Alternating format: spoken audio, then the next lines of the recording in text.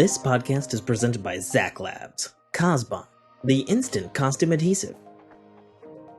Have you ever had issues using materials to build cosplay costumes, theater props, or everyday repair? We have the solution you've been looking for. Zach Labs proudly presents our latest product, Cosbon, the instant costume adhesive. What you get is a 8.5 by 12 inch sheet. You simply peel off both sides much like you would double stick tape, except this isn't that. This is our patent-pending microfiber infused adhesive that has a tensile strength of up to 100 pounds. This unique adhesive sheet is instant, and boy, do we mean instant. Activation is different than other products, as ours works purely by pressure. Simply peel and stick, applying even force, and it bonds. Instantly. It's human-safe, non-toxic, pet-safe, no fumes, and the best part, it won't ever stick to your hands. Rated for up to 75 wash cycles before starting to give. Great in the cold, rain, and even the heat. Stick anything to almost anything. Metals, plastics, most cloths, and best of all for all you cosplayers and costume builders, is all of your foam materials. While it does stick instantly, leave it alone with a bit of pressure for 24 hours and it cures to even stronger. So wave your magic wand and just use Cosbond, the instant costume adhesive. You are listening to a Dynamic Works Productions podcast. This show is available on iTunes, Stitcher Radio Network, and many, many more podcast services around the world. You can find all our content, music, videos, books, podcasts, and more on our website, www.dynamicworksproductions.com. Have questions, comments, or concerns for us? Head on over to the social tab on www.dynamicworksproductions.com if you'd like to talk to us. Now, on with the show.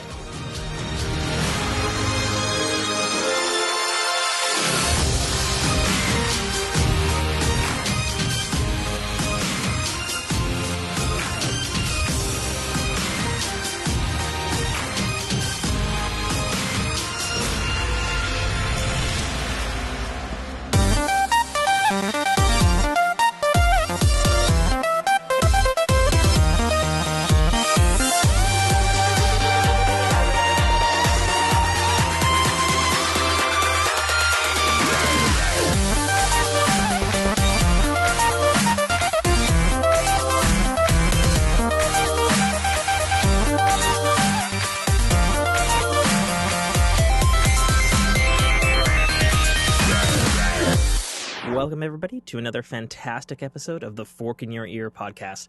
I'm your host, as always, author, podcaster, gamer, Tim K. Trotter. Joining me, the master of the stairs at the cons of comics, the buster of knuckles, the one, the only, the Mike List. Yeah! Let's get this fucking party started. How's it going, Tim?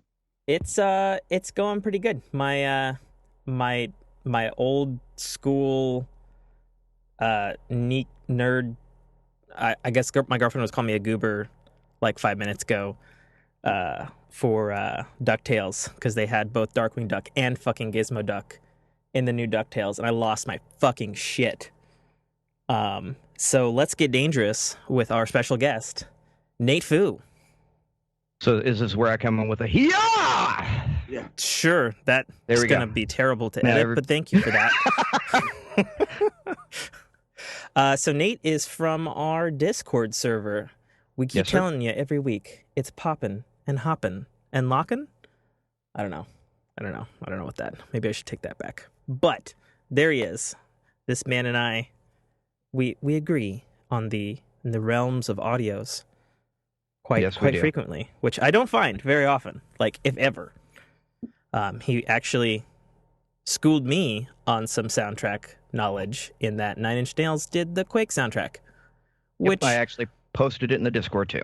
Yeah, so everybody should pop on over to what the fuck is that shit? God damn it. I had the show note and then I just flipped to the wrong screen. It was just head on over to Twitter @GetForkedPod and the link to the Discord is there. Come on, come all. and find out things that you didn't know about stuff. Like 9 Inch Nails did the Quake soundtrack. I had no idea. I played the shit out of like all 3 Quakes. Yep. I had no idea. I was like, wait a minute. I liked 9 Inch Nails before I even knew what 9 Inch Nails was. What the hell? But we got a great show for you this week, folks. We got a lot of topics to get through. Mike has probably some really fucking interesting life talk this week because it was his annual. It is annual, right? Yeah. This is the second time I've gone, so it is annual it's now. It's annual now. Yeah, over 2 is annual, right? That's right. To his annual Comic-Con at which con was it? Wizard World, Philadelphia. Fantastic. And apparently Nate has secret topics, which we'll get into. We're just going to go off the cuff here, guys. Sorry. Exactly. So what kind of con is Wizard World? It's a normal Comic-Con. There was panels with movie stars. Sebastian Stan was there. Dave Bautista, Sean Bean, Matt Ryan, Stephen Amell showed up. Ezra Miller. I mean, it's basically think San Diego Comic-Con, but it's done by Wizard World Incorporated as opposed to whoever does San Diego Comic-Con. Gotcha. Yeah, someone that's not in the know of that. It just sounded very Harry Potterish. No, and don't talk bad about Harry Potter. No, I'm not talking bad about it. Someone not in the know. Okay. Fair this enough. is going to be a fun show for you. Yeah. Yes, it is. Yeah. All right. So, as is our custom on Fork in Your Ear, we cover basically all the realms of the verse, including, entertainment, movies, TVs, books, video games, technology, and, life stories. And we like to mix it up a little bit here. And we're going to spin the ring because we have a ring that spins. And if you don't know that, I suggest you listen to past podcasts like Nate did and became a fan, and now he's on it. So that ring isn't sticky anymore, right? I'll be honest, I didn't clean it from the last show, so we'll find out in a second. So, no, Nate, it's still sticky. It's still a little sticky. We'll find out how far we get here. Here we go. Didn't sound like a good spin. It did not sound like it. Didn't sound great, but we did, in fact, land on water, which equals on our little cheat sheet here to entertainment, movies, TVs, and books. I will non-spoilerly go first. I caught Deadpool 2 last night with my little lady, and I gotta say it's on par with the first one. I won't say that it's better than, but I definitely won't say that it's worse than. I would say that it's a little more touchy-feely in some areas, which I think a lot of people forget that the first Deadpool definitely was kind of touchy-feely with like the cancer and his girlfriend and all that sort of stuff. Mm-hmm. There's more of that, to be sure, but at the same time, there's also way more action and way like quicker, more ridiculous humor. And the fact that it's directed by David Leitch, who directed, the John Wick films, really shows off. Like, the combat stuff is really intricate and also Deadpool ridiculous. And something that I had to lean over to my girlfriend to explain what I was hearing in the soundtrack because nobody else in the movie theater caught it. Basically, there's a certain point in the film, and you have to like really be paying attention to the score. And I feel like Nate, of all people, will probably hear it. But basically, there's a big climax, and like you wouldn't expect the score to be funny, but basically there's this like choir piece, like you'd think from like any sort of like big epic action movie moment thing. It's pretty customary, except the choir is singing "Holy shit! Holy shit balls! Holy shit!" and it's just like, wow, I've never heard that in a movie before ever, and it's kind of great. So par for the course. Yeah, basically. For Deadpool. I've got mad respect for the guys that do Deadpool because they, like you said, touchy-feely on subjects that are just kind of typically taboo, and they just push that envelope, and it's good to see. You know, and people dance around that a lot, and they just go at it. Yeah, definitely very true. And there's been a lot of hype online about it having the best after credits scene, like, of all superhero movies. And I gotta say, they're fucking right. It has the best fucking after credits scene I have ever seen in any superhero movie, like, including all of the after credits scenes from the Marvel universe. Like, I'm going tomorrow. yeah, it's so good. Yeah, Jess and I are going tomorrow. We're going for tacos at our taco spot, and then, you know, movie pass. What up? Yeah. I used my movie pass last night. I've heard that they are introducing another thing on Movie Pass, but I guess it's not there yet. Where I guess you're also gonna have to take a picture of the ticket after you've movie passed. But I don't know. I did it last night. They didn't do it for me, so you'll have to let me know if they do it for you. Mm-hmm. But yeah, Deadpool 2, as good as the original. Okay, so living up to the hype. Yeah, I mean, some reviews have said that it's better. I won't say that it's better. Like I didn't walk out of there going like that movie was the best fucking sequel ever.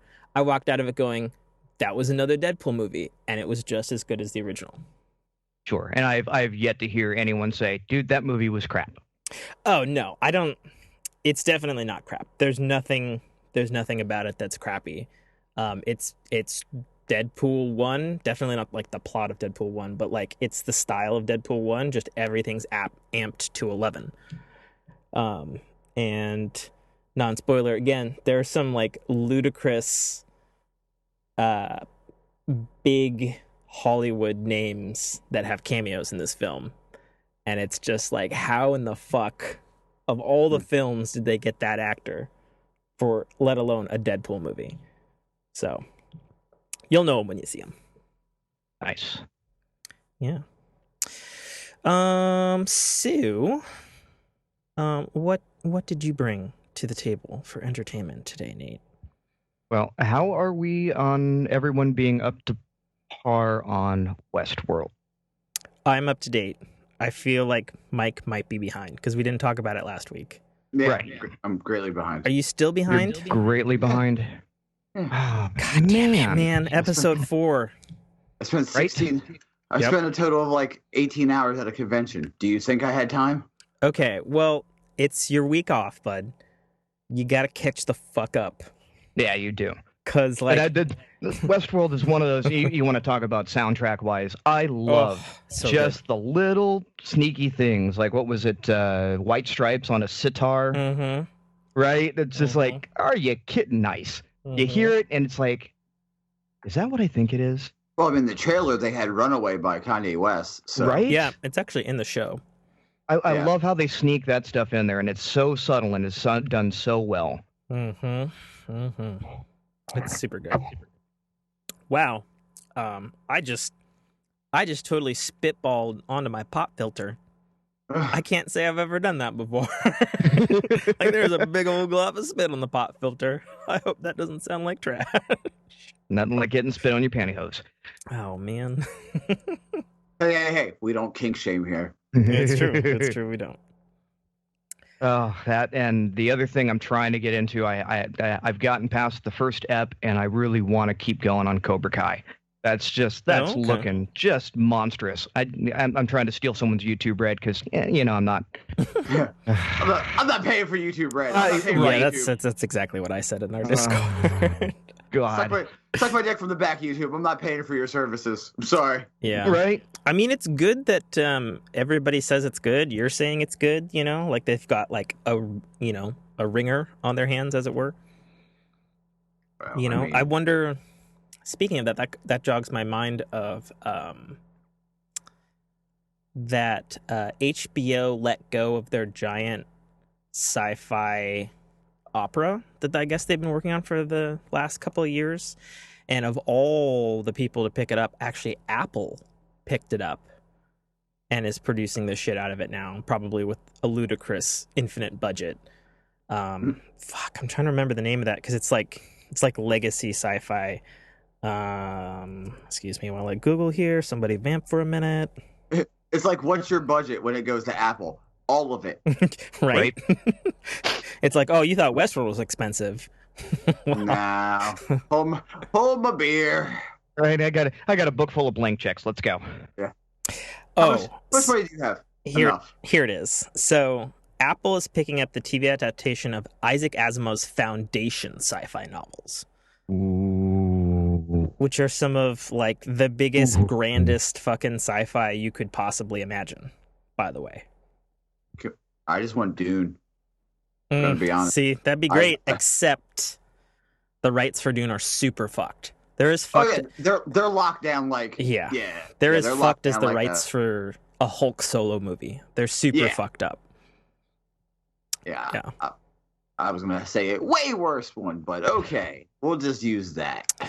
Yeah. So the showrunners for Isaac Asimov's Foundation on Apple are David Goyer, who was one of the writers on the Christopher Nolan Dark Knight movies. He also wrote the original Blade movies, and they've also got Josh Friedman, who produced Steven Spielberg's War of the Worlds, as well as the Terminator TV series, which was great. And he's currently working on the sequel to the Avatar films as well. So the box quote for Foundation is it revolves around a future galactic empire in which the main character, a quote-unquote psycho-historian, is able to predict the future, foresees the empire's collapse, and sets out to prevent the death of human knowledge. What? Huh. Yeah. I would have never thought it described that way. Well, I mean, that's what it says on this right up here. So, but yeah, it's gonna be pretty good. Oh shit, I didn't even read that. Okay, so this article also says that they've signed Ronald D. Moore to Apple as well. Ronald D. Moore, famous for Star Trek The Next Generation, as well as Battlestar Galactica reboot. Well, shit. Also, guys, as it's well known, I don't care about spoilers, so if you guys want to talk about Westworld, all you're going to do is make me want to watch it. So go ahead and bring it up if you want to talk about it, Nate. I mean, are you sure? Because it's a deep fucking rabbit hole. I had Infinity War spoiled for me. Do you think I care? Yeah, but it's Westworld. and got the new God of War. I don't care about spoilers. Yeah, that was fucked up that guy spoiled God of War. Like accidental spoilers, whatever. Or like if I say go ahead. It's for conversation. You get to hear my you'll hear me react without seeing it. So go ahead. I know Samurai Worlds exists because. Oh yeah, Eastworld. Yeah, that's there, Eastworld. And they pushed it hard at the end of the last episode. Okay, so we doing this? We breaking Buster's balls.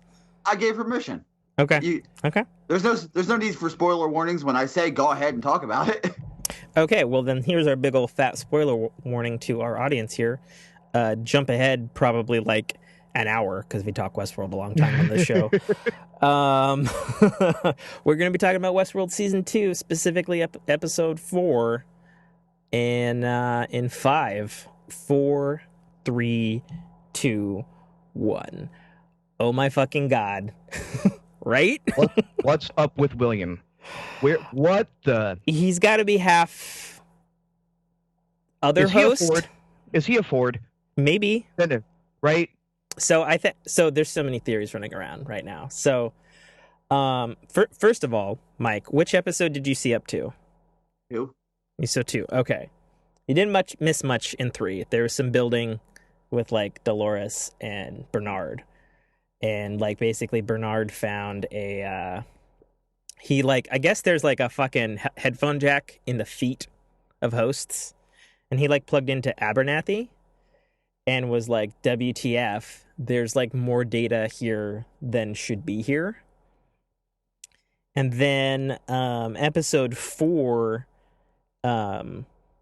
start, like we all remember the did you watch Lost, Nate? Nope. Okay. You remember Lost, Mike? Yeah, I didn't like it. Yeah, I know. But do you remember in season 2 when they started with the hatch and the guy down there? Yeah, with the numbers. Yeah. And he's like all exercising and he's all whatever. So they did that with Jim Delos, like almost like literally, like it was very homage-y. And like young William like walks in and is like, I guess he's like talking to him and stuff, and then Jim Delos is like, "When the fuck can I get out of here? Like, I feel like fucking great. Like my shit's cured," because I guess he's dying of something. And they start having a conversation, but then Jim Delos like starts glitching, and you find out that he's like copied Jim's brain, and the secret project that Delos has been working on in the park is basically taking human consciousness and putting it into like a different it's very Chappie. Yeah, I guess. Well, I never even thought about the Chappie comparison, but they're basically putting him into like, they're putting a human into a host, basically, / resurrection. We're talking sleeves. Yes, we're absolutely talking sleeves, but like the beta of sleeves where there's fucking glitches with the programming. Yeah. So, and then like the whole episode like plays out, and it's basically like William keeps he comes back like 3 times throughout the course of the episode, but every time he looks older until eventually he's Ed Harris. Like old. And he's like and then at the end he's like, "Well, you've done really good. You survived for like 134 days before you broke down this time. But it's been a while, and I'm going to kill the project because everybody you know and love is dead." and like the host clone, whatever, of Jim Delos is like, "What the fuck?" And he like starts freaking out, and he starts slurring words and stuff, and he's like, "Yeah, this is a waste of my time." And he like just torches the lab, like literally immolation. It's super fucked up. Right. Now, how long did it take you to figure out the envelope? Like the first time he slid that envelope across the table, I was like, "Are you kidding me?" It is what it is. And it was when it came up, the reveal came up. I was like, "Yeah, nailed that one." Well, I figured it out in the first like couple of seconds. Like I was like, "Oh yeah, he's totally a host," and he basically slides him an envelope. They had this whole conversation, and it's the same. They have the same conversation 3 times in the episode.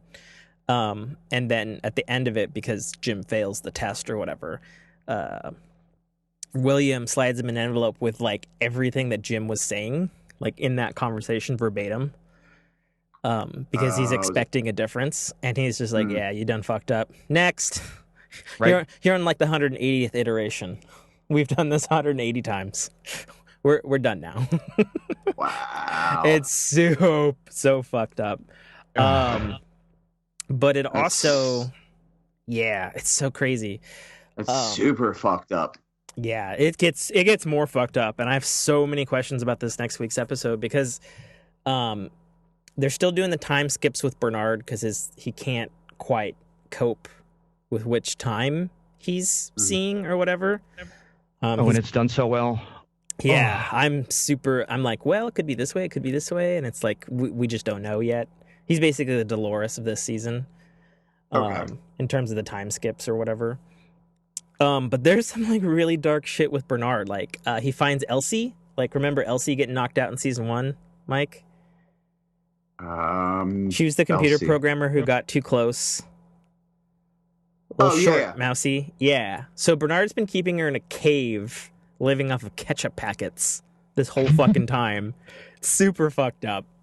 Okay, that's real fucked up, actually. Yeah, and like he's spazzing out because he's losing, I guess, cortical fluid or something. Right. He's basically running out of memory, and needs more juice. Yeah. So he's about the red ring of death. Yeah.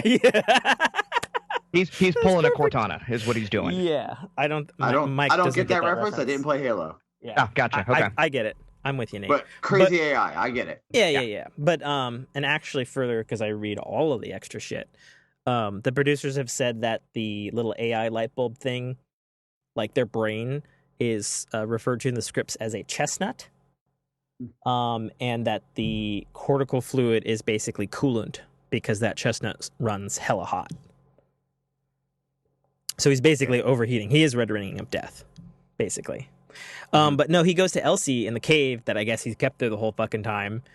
And he's like, I need your help. And he's like wigging out and stuff. And she's like, what the fuck is going on with you? And he's like, I'm a host. Ford's dead. Everybody's fucked up. Like, and Elsie's like, what the fuck? Right. Last time I saw you, you knocked me the out. Yeah. Like, why should I help you? And he's like, because I'm a host. And she's like, what? And so she like plugs in and she like, I guess, fixes him or whatever. And then they go to like not like a Westworld corporate lab, but like a Delos secret lab, where they've got the host drones. You've seen those, right, Mike? Yeah. Yeah, where they go to like the Westworld lab and like, or the Delos lab, and there's the host drones. Can I say that I honestly don't like those host drones? Really? Why? They're cheesy. I think they're a great practical effect. They're a great practical effect. The concept of them is just really. Yeah, but see, here's the thing. That's so Delos. Give them a face. But that's so Delos, though. Delos is this mega corporation that doesn't give a fuck. Yeah, I don't think they need a face. I like the fact that they vaguely resemble scions from I never Battlestar. And that's what I don't like. It's tropey. Yeah, but see, we're watching a TV show that's based off of an original movie that invented these tropes. Right. So that's what I have to say on that one. Like, okay, fair. You know, it's like, I mean, if you didn't want tropes, like, don't watch a reboot of a movie. Like, I mean, it's not like, oh my god, I'm gonna rage quit the show. It's just like, yeah. Okay. That's like watching Jurassic Park and getting mad at people who are fucking around with dinosaurs. Right. Exactly. Also, all done by the same author, Westworld and Jurassic Park. Same author, same thing. Obviously going to be a lot of similarities since it's the same dude. Don't go to a park in his stories. Right? Right? Just saying, 100% of the time, every park he's in fucks up. It's true. Let's let's get into the spoilery WTF moment. Go for it. Hi, Dad. Oh yeah, and then the girl, which you probably saw in episode 2. That's William's daughter.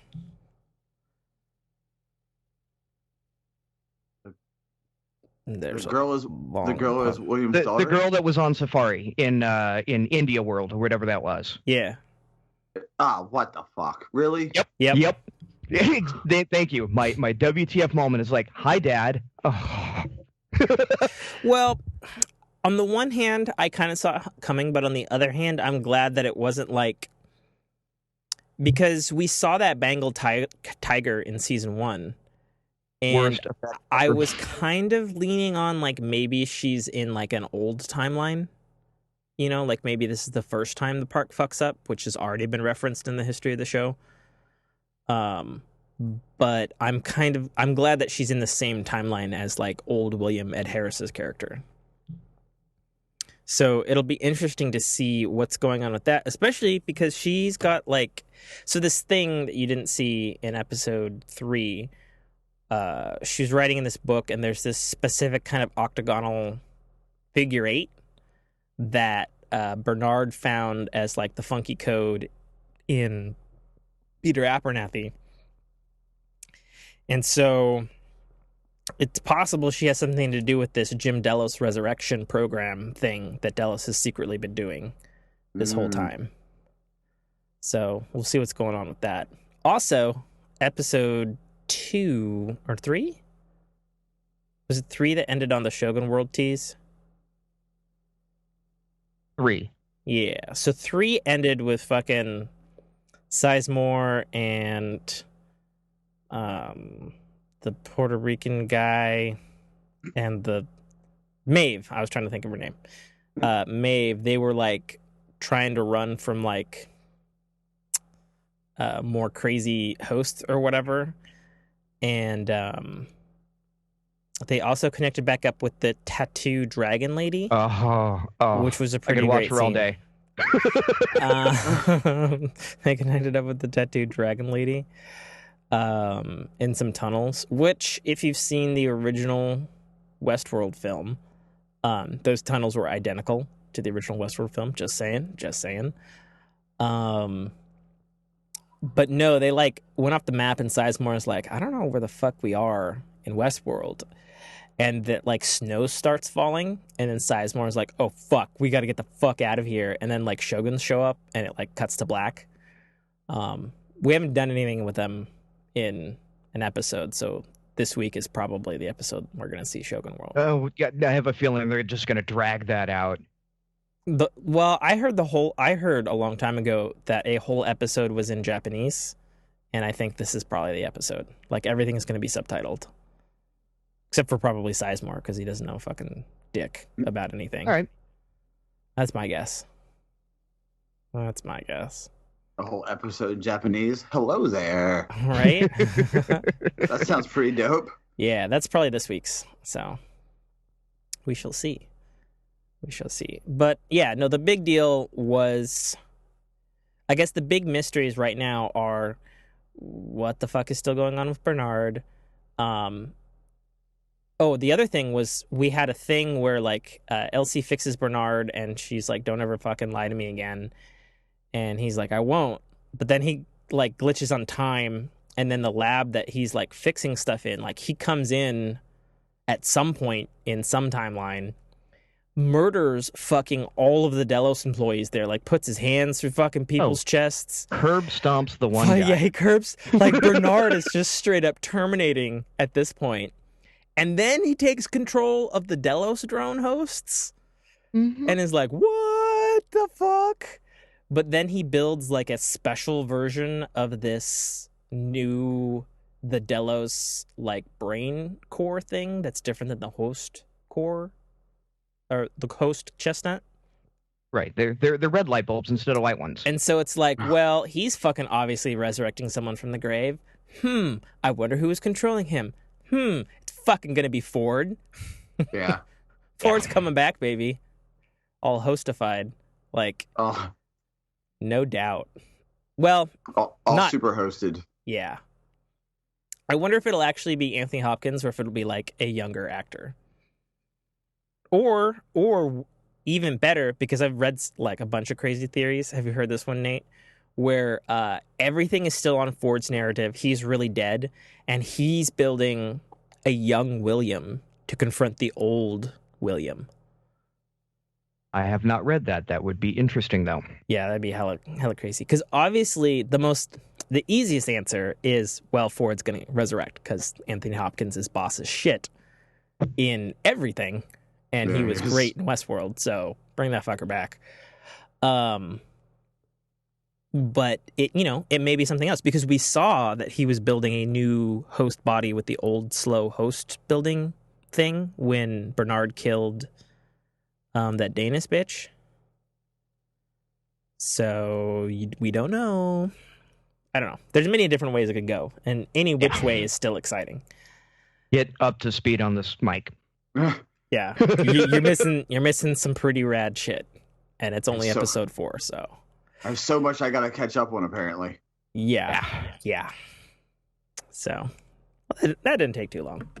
Mostly just our excitement. It would be longer if Mike actually heard shit, or had seen it, I would imagine. Okay, so, what do you got for entertainment this week, Mike?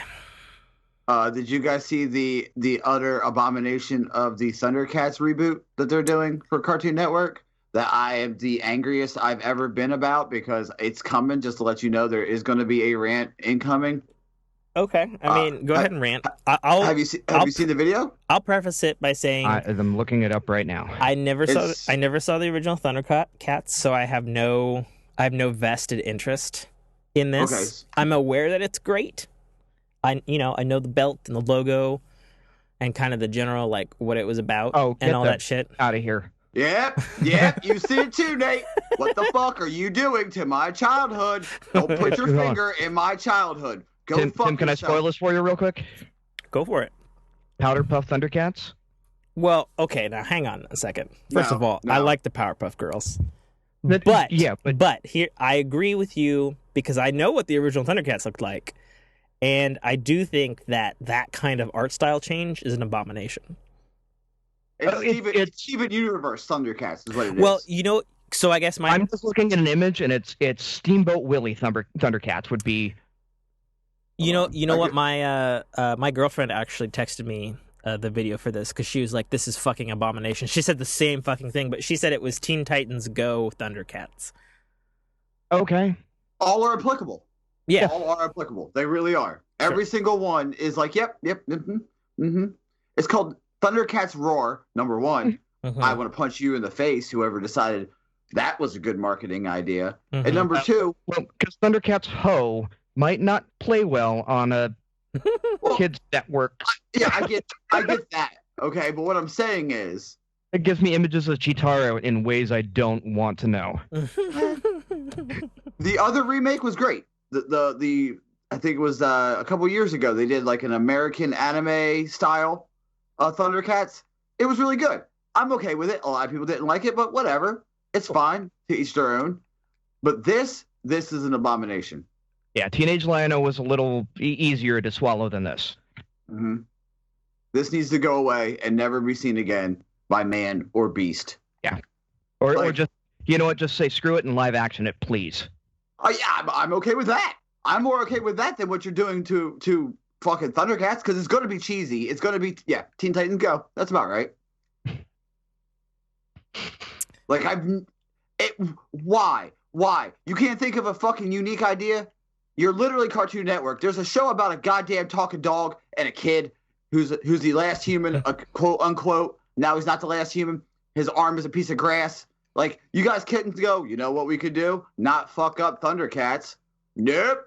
They decided they wanted to do this, and they go and fuck it up. And I don't care if everybody's like, oh, it might be good. It might be good. Really? Really, it might be good? Go fuck yourself. If you think it might be good, at me on Twitter, and I will tell you personally to go fuck yourself. Like, for real. Classic Don't say it's good. It's not going to be good, okay? No. 100% it's not going to be good. Okay? They hit dirt. They hit pay dirt with Steven Universe. Steven Universe was fan-fucking-tastic.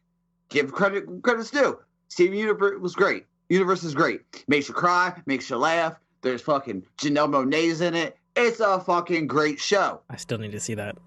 There is no amount of good writing that is going to make me want to see this. No.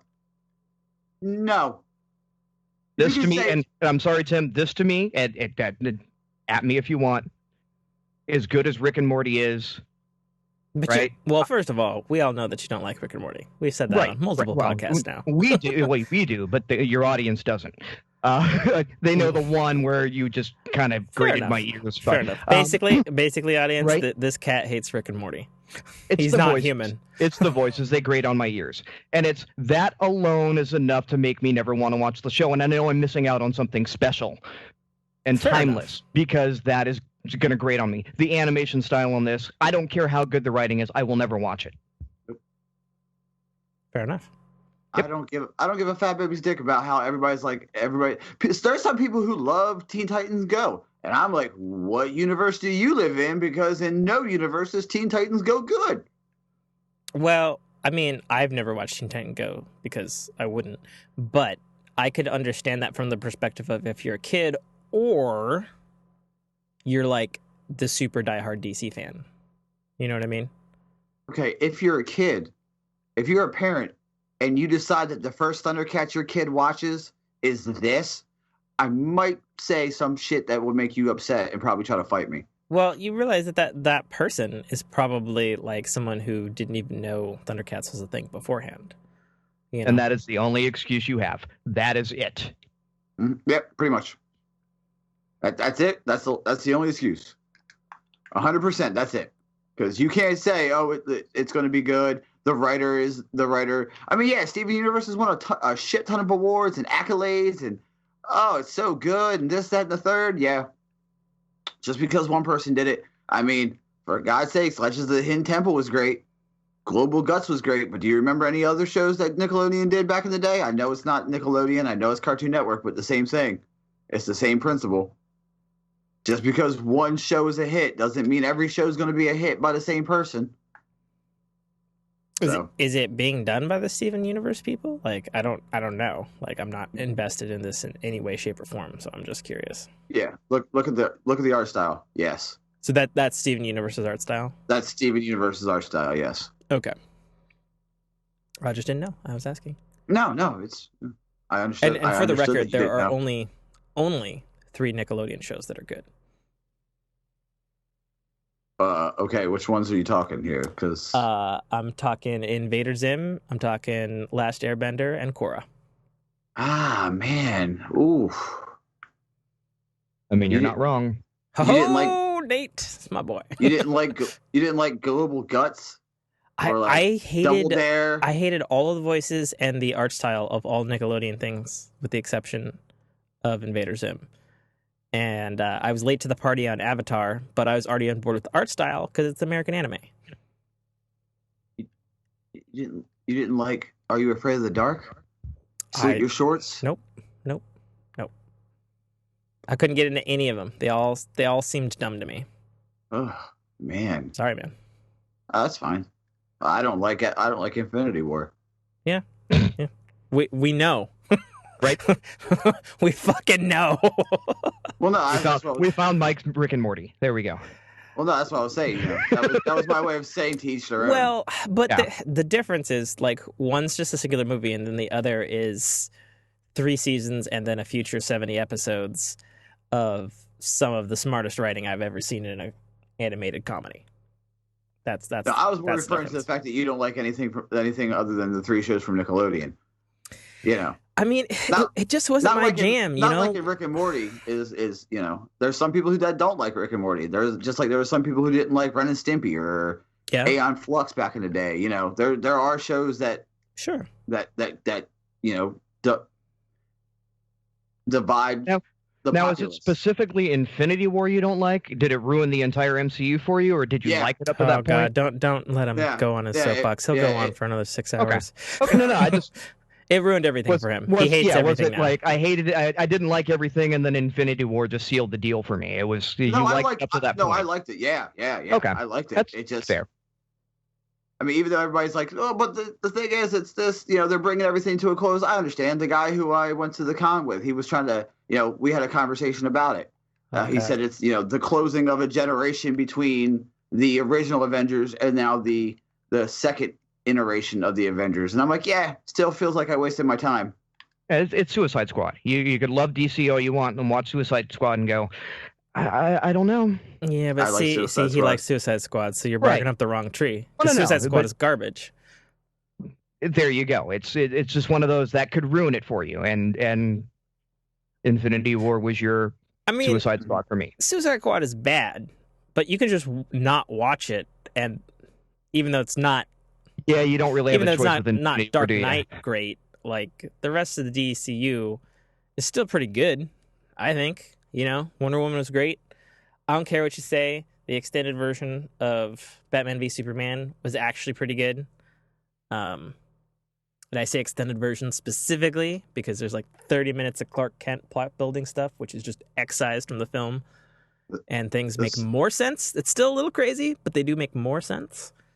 The Samurai Batman movie is amazing. Oh, I haven't seen that. Is it good, Mike? Fuck, it's incredible. Should I buy it? Like, is it buy it good, Mike?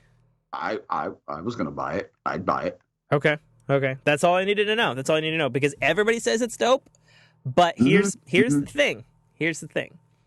I love the fucking that's at least one thing where I feel DC is like still miles ahead of Marvel. Is their fucking animation. Fucking Bruce Timm can do no fucking wrong, man. Yep. My exception to that, however, I didn't like the DCU Universe movie for Killing Joke. Mark Hamill killed it, but like the art style change, it just wasn't as strong as the Dark Knight Frank Miller adaptation, in my opinion. Yeah, I mean, that's just me. No, like, you know what I'm talking about? You seen them both? Yeah. Yeah.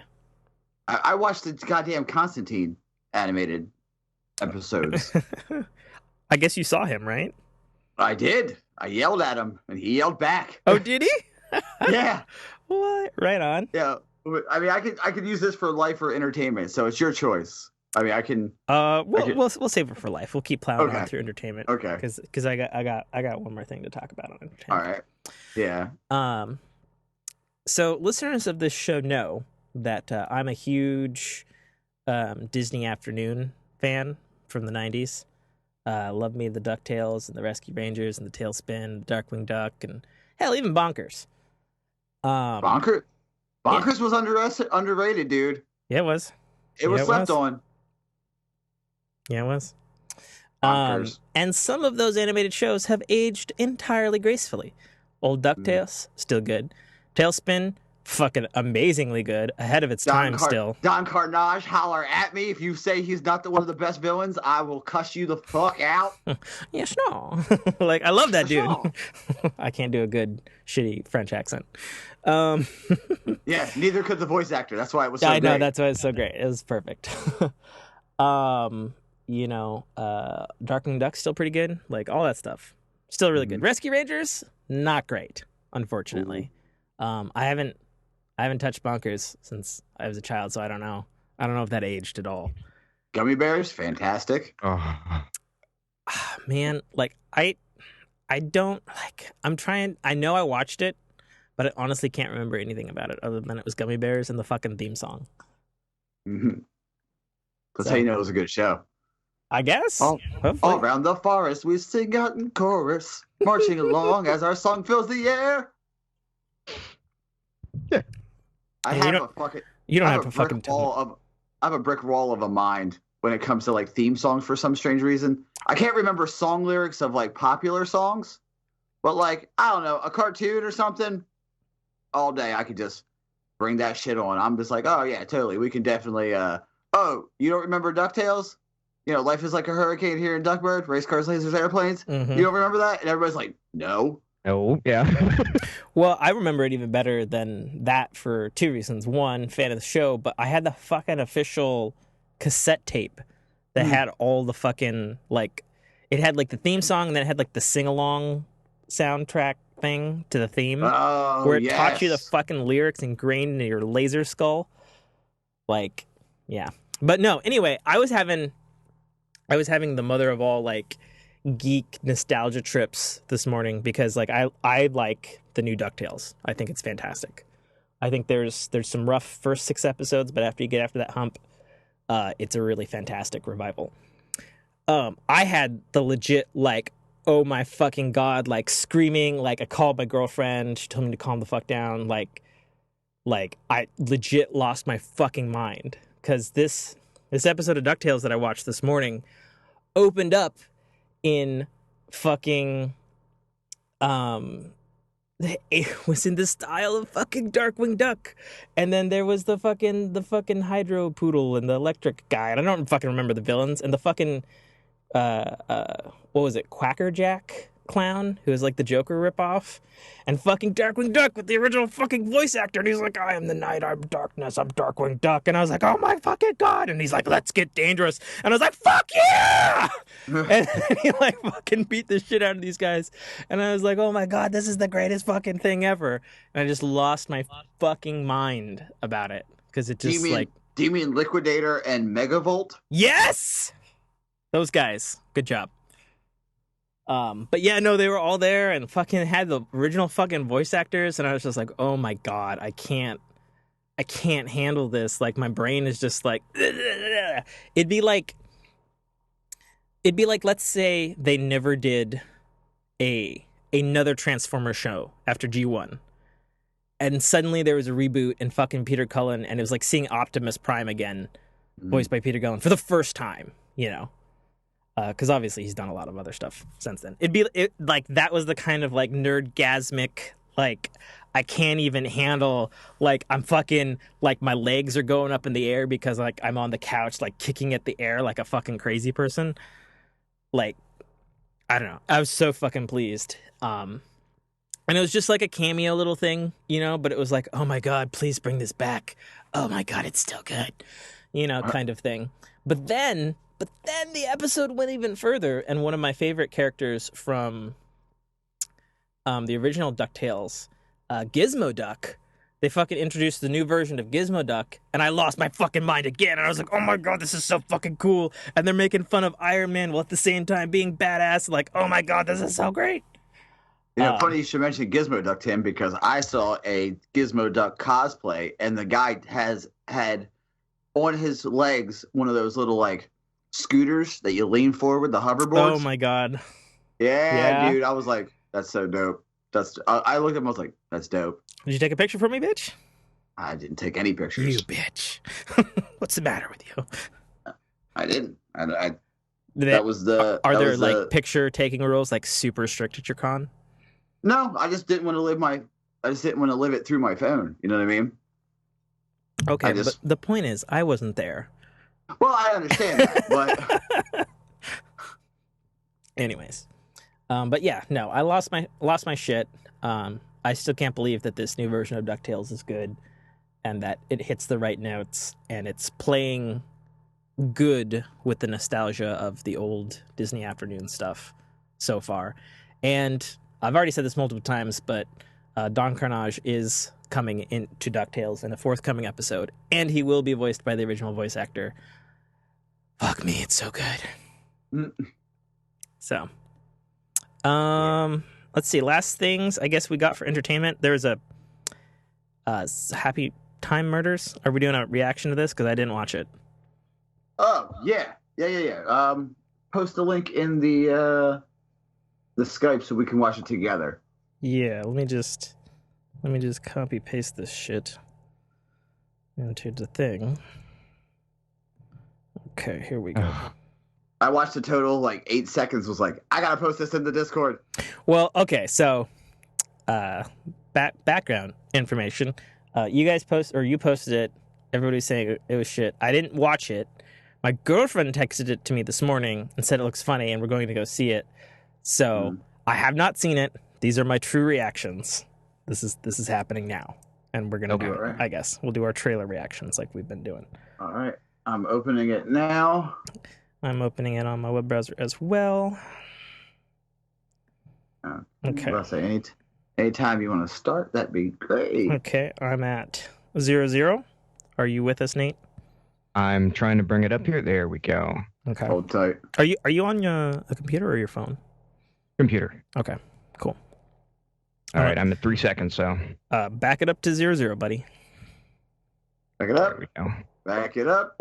Okay, and you'll hear the sound coming through my mic. Just don't be alarmed. Okay, just mute you might want to just mute yours. It'll sound weird, but it's the easiest way to record it without doing a full cut the show, splice it in kind of thing.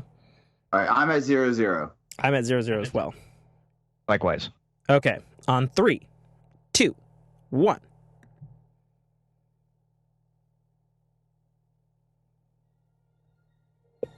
He's up. I love singing and dancing. Oh, wait a minute. What is this? Is this the thing? Oh. Yeah, this is it.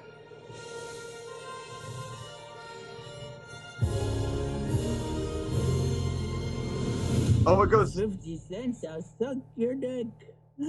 What? Well, it's a great price. For 50 cents, I'll suck your dick. Yeah, I heard it. That is a You two are the most decorated officers in this department. What do you say? Looks like a robbery gone wrong to me. This wasn't a robbery. This was a hit. Someone out there is killing puppets.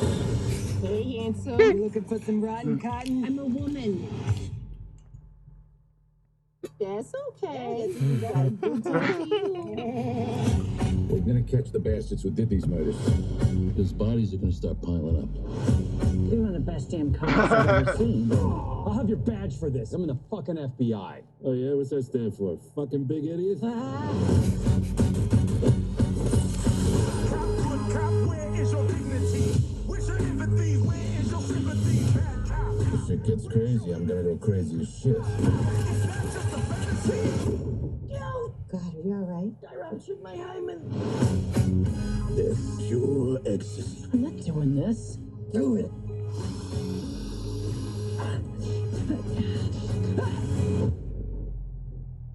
Oh, sorry about your dead human friend, Philip.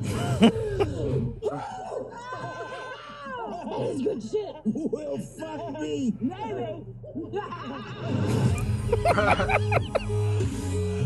Is Phil in?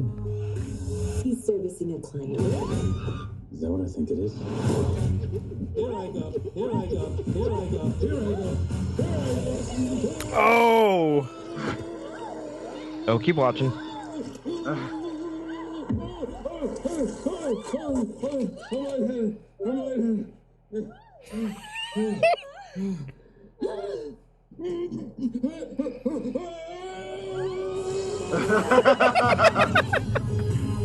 I love it. Okay. I'm 100% down. It's Team America all over again. No, you know what it is? You know what it is? It's fucking Team America meets fucking Greg the Bunny is what it is, buddy. Mm-hmm. Oh, I'm there. What about you, Nate?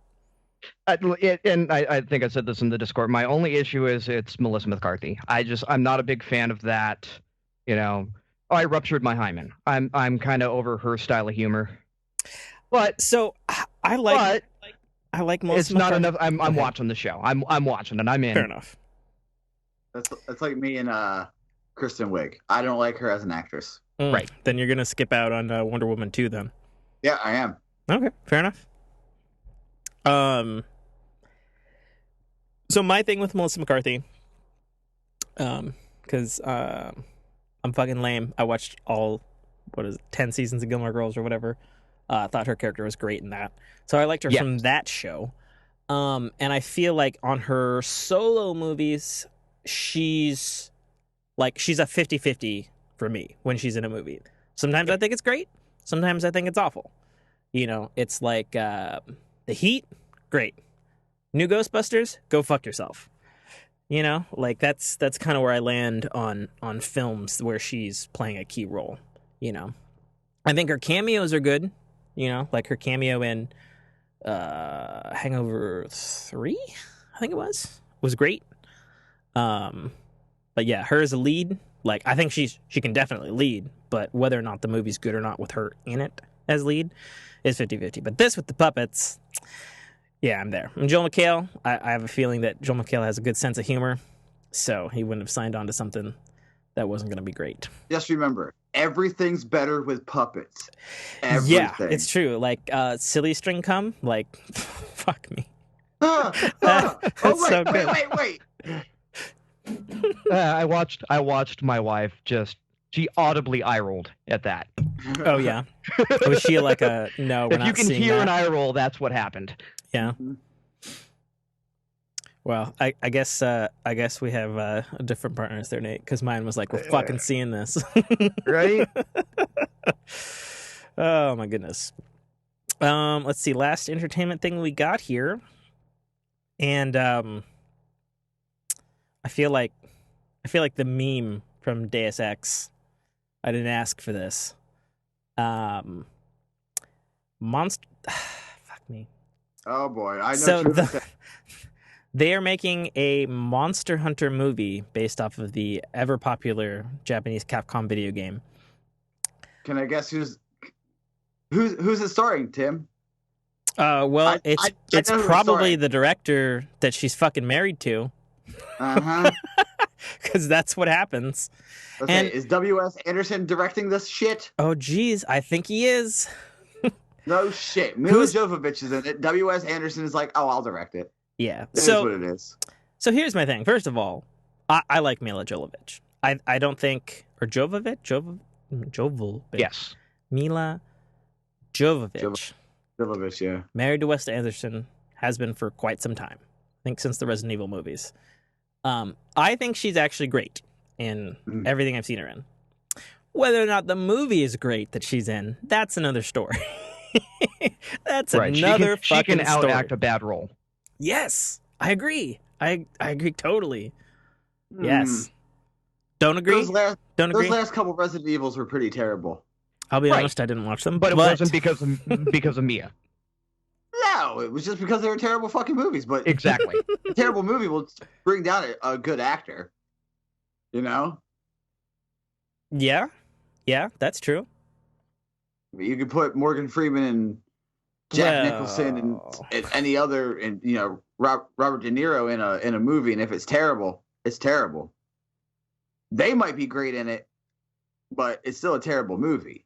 Right, I think that's kind of what we're saying. It's not her that's bringing the movie down. It's just that the movie is probably just crap. Also, I want to point out, so it has a budget of $60 million. Why? So, okay. So first of all, it goes blank checks. Hang on. So first of all, in 2018, $60 million isn't a lot of money for a big special effects film. It's just not.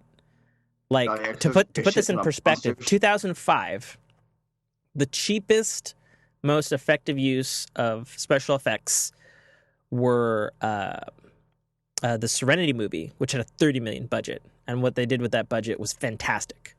However, times change, budgets get increased, so $60 million, like, they're probably gonna fucking film it in fucking China or like Vietnam or some fucking ultra cheap tax credit, like easy labor type thing, which is what they've been doing for a bunch of films lately. Because there's no other way to get your bang out of that $60 million budget. Also, can we agree real quick that it's going to be super, super, super... The monsters are going to make and break this movie, right? Yes. Well, right. But at $60 million, what are they going to have? 5? I mean, I don't know. Several? That's my point. Well, it is getting cheaper to do those type of effects now, too. Yeah, but cheaper doesn't always mean better. I mean, it really comes down to... I don't disagree with you, Nate, but it does come down to which special effects house you get.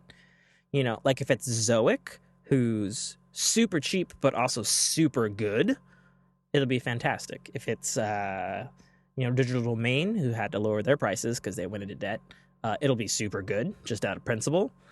But if it's like, if they're paying like ILM, they'll get like one monster. You know what I mean? Right. So it's like, I don't know. And and I don't know, like, is that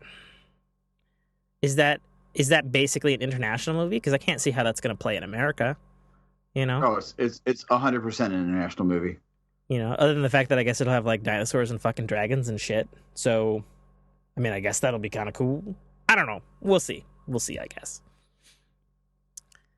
We shall see. Just real quick, fellas, does anybody else remember the Conan the Adventurer cartoon series? No. Well, I might have aged out of that one. One existed. Bell, maybe. When was it, buddy? Oh my God, 90s? Okay. Yeah. I gotta say 90s. Maybe that. 97 is what I'm reading. Yeah, maybe. Yeah, I think I aged out of that one. Okay. Well, a lot of people don't believe me when I say, "Hey, there was a show called Conan the Adventurer." And it existed, and a lot of people, like I said, don't believe me. And I got it on DVD the other day, just so I can rub it in people's faces. Did you get it at the con? I just surely did, sir. Is it like an official, or is it like a bootleg, somebody's high quality VHS, I got it on remastered by nerds kind of thing? I got it on Blu-ray. Okay. Blu-ray quality. Well, how long did it run? Like one season? Two seasons, 92 to 93. Yeah. But was it like a 90s cartoon season that was like 100 fucking episodes? It was a shit ton. It's a shit ton of episodes, if I remember correctly. Because that's how they did it in the 90s. Yeah, they're like, oh, it's only 3 seasons. Yeah, but it's 196 episodes. Yeah, because it's the commitment that they had to make animation-wise for an animation studio to even produce something. It looks like 11 for season 1. Okay, fair enough. 42, I think, is what it said on the... Whatever it was just straight like, oh shit, and I was excited, so I bought it, and I don't care. Well, that's cool. I mean, when you get these old TV shows that never had VHS releases or had like an episode or 2 VHS release, and they come back in a loving package, like I'm looking at you, Tailspin, and I'm looking at you, Sonic the Hedgehog, specifically the Saturday morning cartoon. which is not the one that ran on Cartoon Network and Disney, but the one that ran on ABC that was fantastic and dark as shit. Yeah, I also great. got Cat Dog for my Jess because she loves Cat Dog, and I got what was it? Damn it, I can't. I can get up and look for it, but it's right. The Beetlejuice, the Beetlejuice cartoon series that was on Fox. I remember that cartoon. I liked it. That was not bad. No, it was actually. I mean, I haven't seen it since then. Does it hold up? That's always the question now. You know, did the thing that I loved as a kid hold up? Yeah, and if you like it, you know, if it fills that void that you missed, it doesn't matter. You know what I mean? If it holds up to standards, like I can watch. It kind of matters, buddy, because like I loved the '90s X-Men cartoon with the theme that everybody fucking knows. And while the animation isn't completely terrible and the voice acting isn't completely terrible, like the fucking writing, even though they did all the major storylines, is fucking garbage. It didn't hold up at all. It's so bad. I can't watch it. I have the fucking box set. I'm not touching it. Some of them are still in the wrapper. That's how bad they are. And I hate to say that because that was my shit, you know? Yeah. I also got Pirates of Dark Water. That was the other one I couldn't remember. Fuck, I feel like I watched it. What did they do in that one? It's a prince trying to save the world from this stuff called Dark Water, and there's pirates in it. The pirates in space? No. It's like an alien world. So, not in space, but alien. Yeah, I mean, there's like alien species on it. Yeah, it's not on Earth, if that's what you're asking. Probably saw that, I guess. It has like a weird, I think they're called like parrot monkey birds or something. Parrot monkey birds, that's ridiculous. That's what he is. He looks like a parrot monkey bird, and he likes pomegranates. Yeah, okay. Fair enough. All right, I think we've exhausted our entertainment here. What do you guys think? Sure. Fantastic. All right, we're going to spin the ring and see where we end up. And ended up on the same fucking thing, so we're going to spin it again. Okay. It's everybody's favorite. You know what time it is. It's time for those life stories. Uh-oh. I think Mike has a lot to share. Yeah, I mean, I guess so. I went to a convention. Everybody knows that. I witnessed several panels. I was super close to Sean Bean. Yeah. Eddard Stark from Game of Thrones, for all you Game of Thrones lovers. Mm-hmm. Or Goldeneye. Or Goldeneye, or many other movies. Or all the things he died in. Yeah. Which is fucking everything. The panel was called 1,001 Ways to Die with Sean Bean. Oh, man. It's so true. It was also a little fun fact. That was his second ever convention. What? Yeah. That's crazy. Yeah, it was interesting to hear him talk about, the set of Game of Thrones and how much he misses it, that he doesn't. They were like, are you current? He was like, watching it is sort of like watching your kids' lives when they're adults. He's like, those kids grew up in front of me, so for me it's kind of weird. And I'm like, that makes sense. I can understand that. And I mean, he talked about being 006. Nice. They asked him, what a bunch of other really weird stuff. One guy asked him, if you would die, if you had to choose a way to die in real life, like you did on screen, what would you choose? And he was like, that's a fucking dark question. and he's like Northern English, so he has like that really, cold cutting humor. Did he actually say, that's a fucking dark question? Yeah, he was like, that's a real fucking dark question. Everybody's like, well, you die a lot, so we figured you have a choice. And he was like, well, I guess Boromir. Because he was in, he was Boromir in Lord of the Rings. Yep, another great death. Oh, yeah. The best death, really. Yeah, it is kind of sad that he's known for that. But at the same time, though, like, Sean Bean, hell of an underrated actor. Am I right? Yeah, for sure. I'll agree, yeah. Like, he's so good. He gives it every fucking time. Mm-hmm. And then they kill him. I saw a panel with Matt Ryan, who plays John Constantine in the NBC series Constantine. Nice. What's he like in real life? Does he have that accent? Is that his real? Yeah. Okay. Oh, he's Welsh. Nice. That's his actual accent. Yeah. That's cool. He also did a voiceover in Assassin's Creed Blackwater, but the Assassin's Creed pirate game. Oh, Black Flag. Black Flag. That's what it was. Nice. What did he do in that? He was a pirate. I don't. Okay. I didn't play the game, but he talked about doing that because that was a 100% mocap. Oh, nice. And he told some funny stories about Jude Law and him and how he got the Constantine show. And then, as everyone knows, the Constantine show got canceled, much to the true fan's chagrin. Yeah. And he's like back all the time in fucking cameos in the Arrowverse and the fucking Legends of Tomorrow and shit, right? Well, he's a full-time cast member of Legends of Tomorrow now. Oh, nice. Yeah, he dropped. I mean, that was pretty much spoiler alert. That was clued in on the season finale. Yeah. For Legends that he is coming. Well, that's cool. Because his exact words are, "Man, you guys really fucked this one up, or buggered this one up," I guess is what he said. Yeah, it's equivalent to fuck over there. Yeah.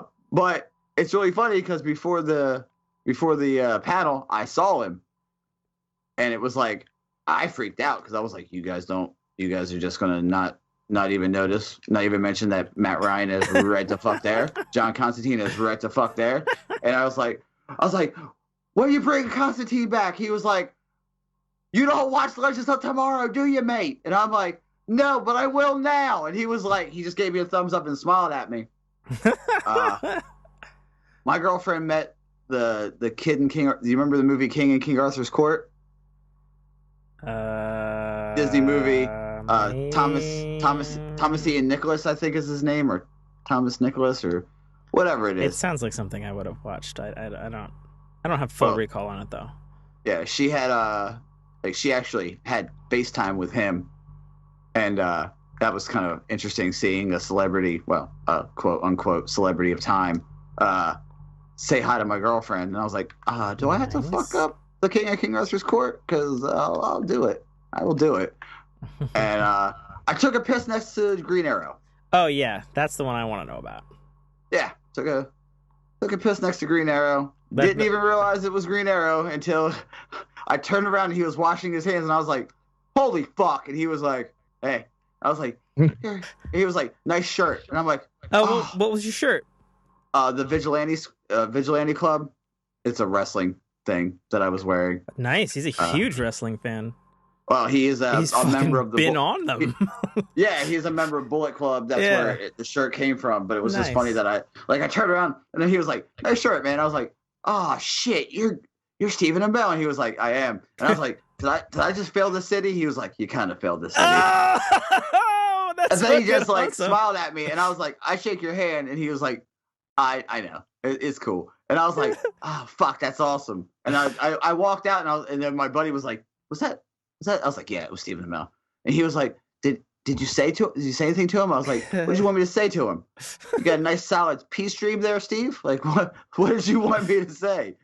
And he was like, man. "Did he say?" I was like, "Did he say I failed the city?" He sure did. "Did he also compliment me on our shirt?" He sure did. And he was like, "That's awesome." And I'm like, "Yes, it is." Oh man, that's so good. That's so good, man. I love the fact that he was just so cool about it. He didn't have like anybody in with him. Which kind of like I mean, the dude is trained and ripped as fuck. So I mean, it's not like if you're gonna fuck with an actor, that is the wrong fucking dude to fuck with. You know what I mean? Yeah, he does the salmon ladder. Yeah, I know, that the shit's fucking hard. Salmon ladder. It's hard as balls. Oh. But yeah, no, that's fucking awesome. That's where I was looking for, man. I was like, on the way home, we stopped and ate at a restaurant I've never been to, which was super. It was a ramen shop. Okay. And this place also did sushi, which was immensely delicious. Ooh. And like the sushi was really good, but it knew its demographic. Everything had a very Naruto spin to it. Okay. Like there were drinks called Naruto, Sakura, Sasuke, Kubi, Uzumaki tea, like that kind of thing. Mm-hmm. I had a fresh fruit smoothie, which was so amazing. Nice. And I literally said to the people there, I was like, I had a strawberry. My Jess had a watermelon tea or a watermelon smoothie, and I tried the watermelon smoothie, and I was like, yo, if Dick tasted like that, I'd have bruised knees. And she looked up without missing a beat and said, if Dick tasted like that, you'd smile more. And I was like, I clapped. I was like, bravo, bravo. Like, I couldn't, what can you say to that yet? Yes, I would. You know what I mean? But yeah, it was fun times. Fun times. So, Tim, if you ever come this way, we have a spot to go to. Groovy. Other than Swain's restaurant, but that's, you like sushi too. Their sushi was fun. I fucking... It was stellar. I'm all about that sushi.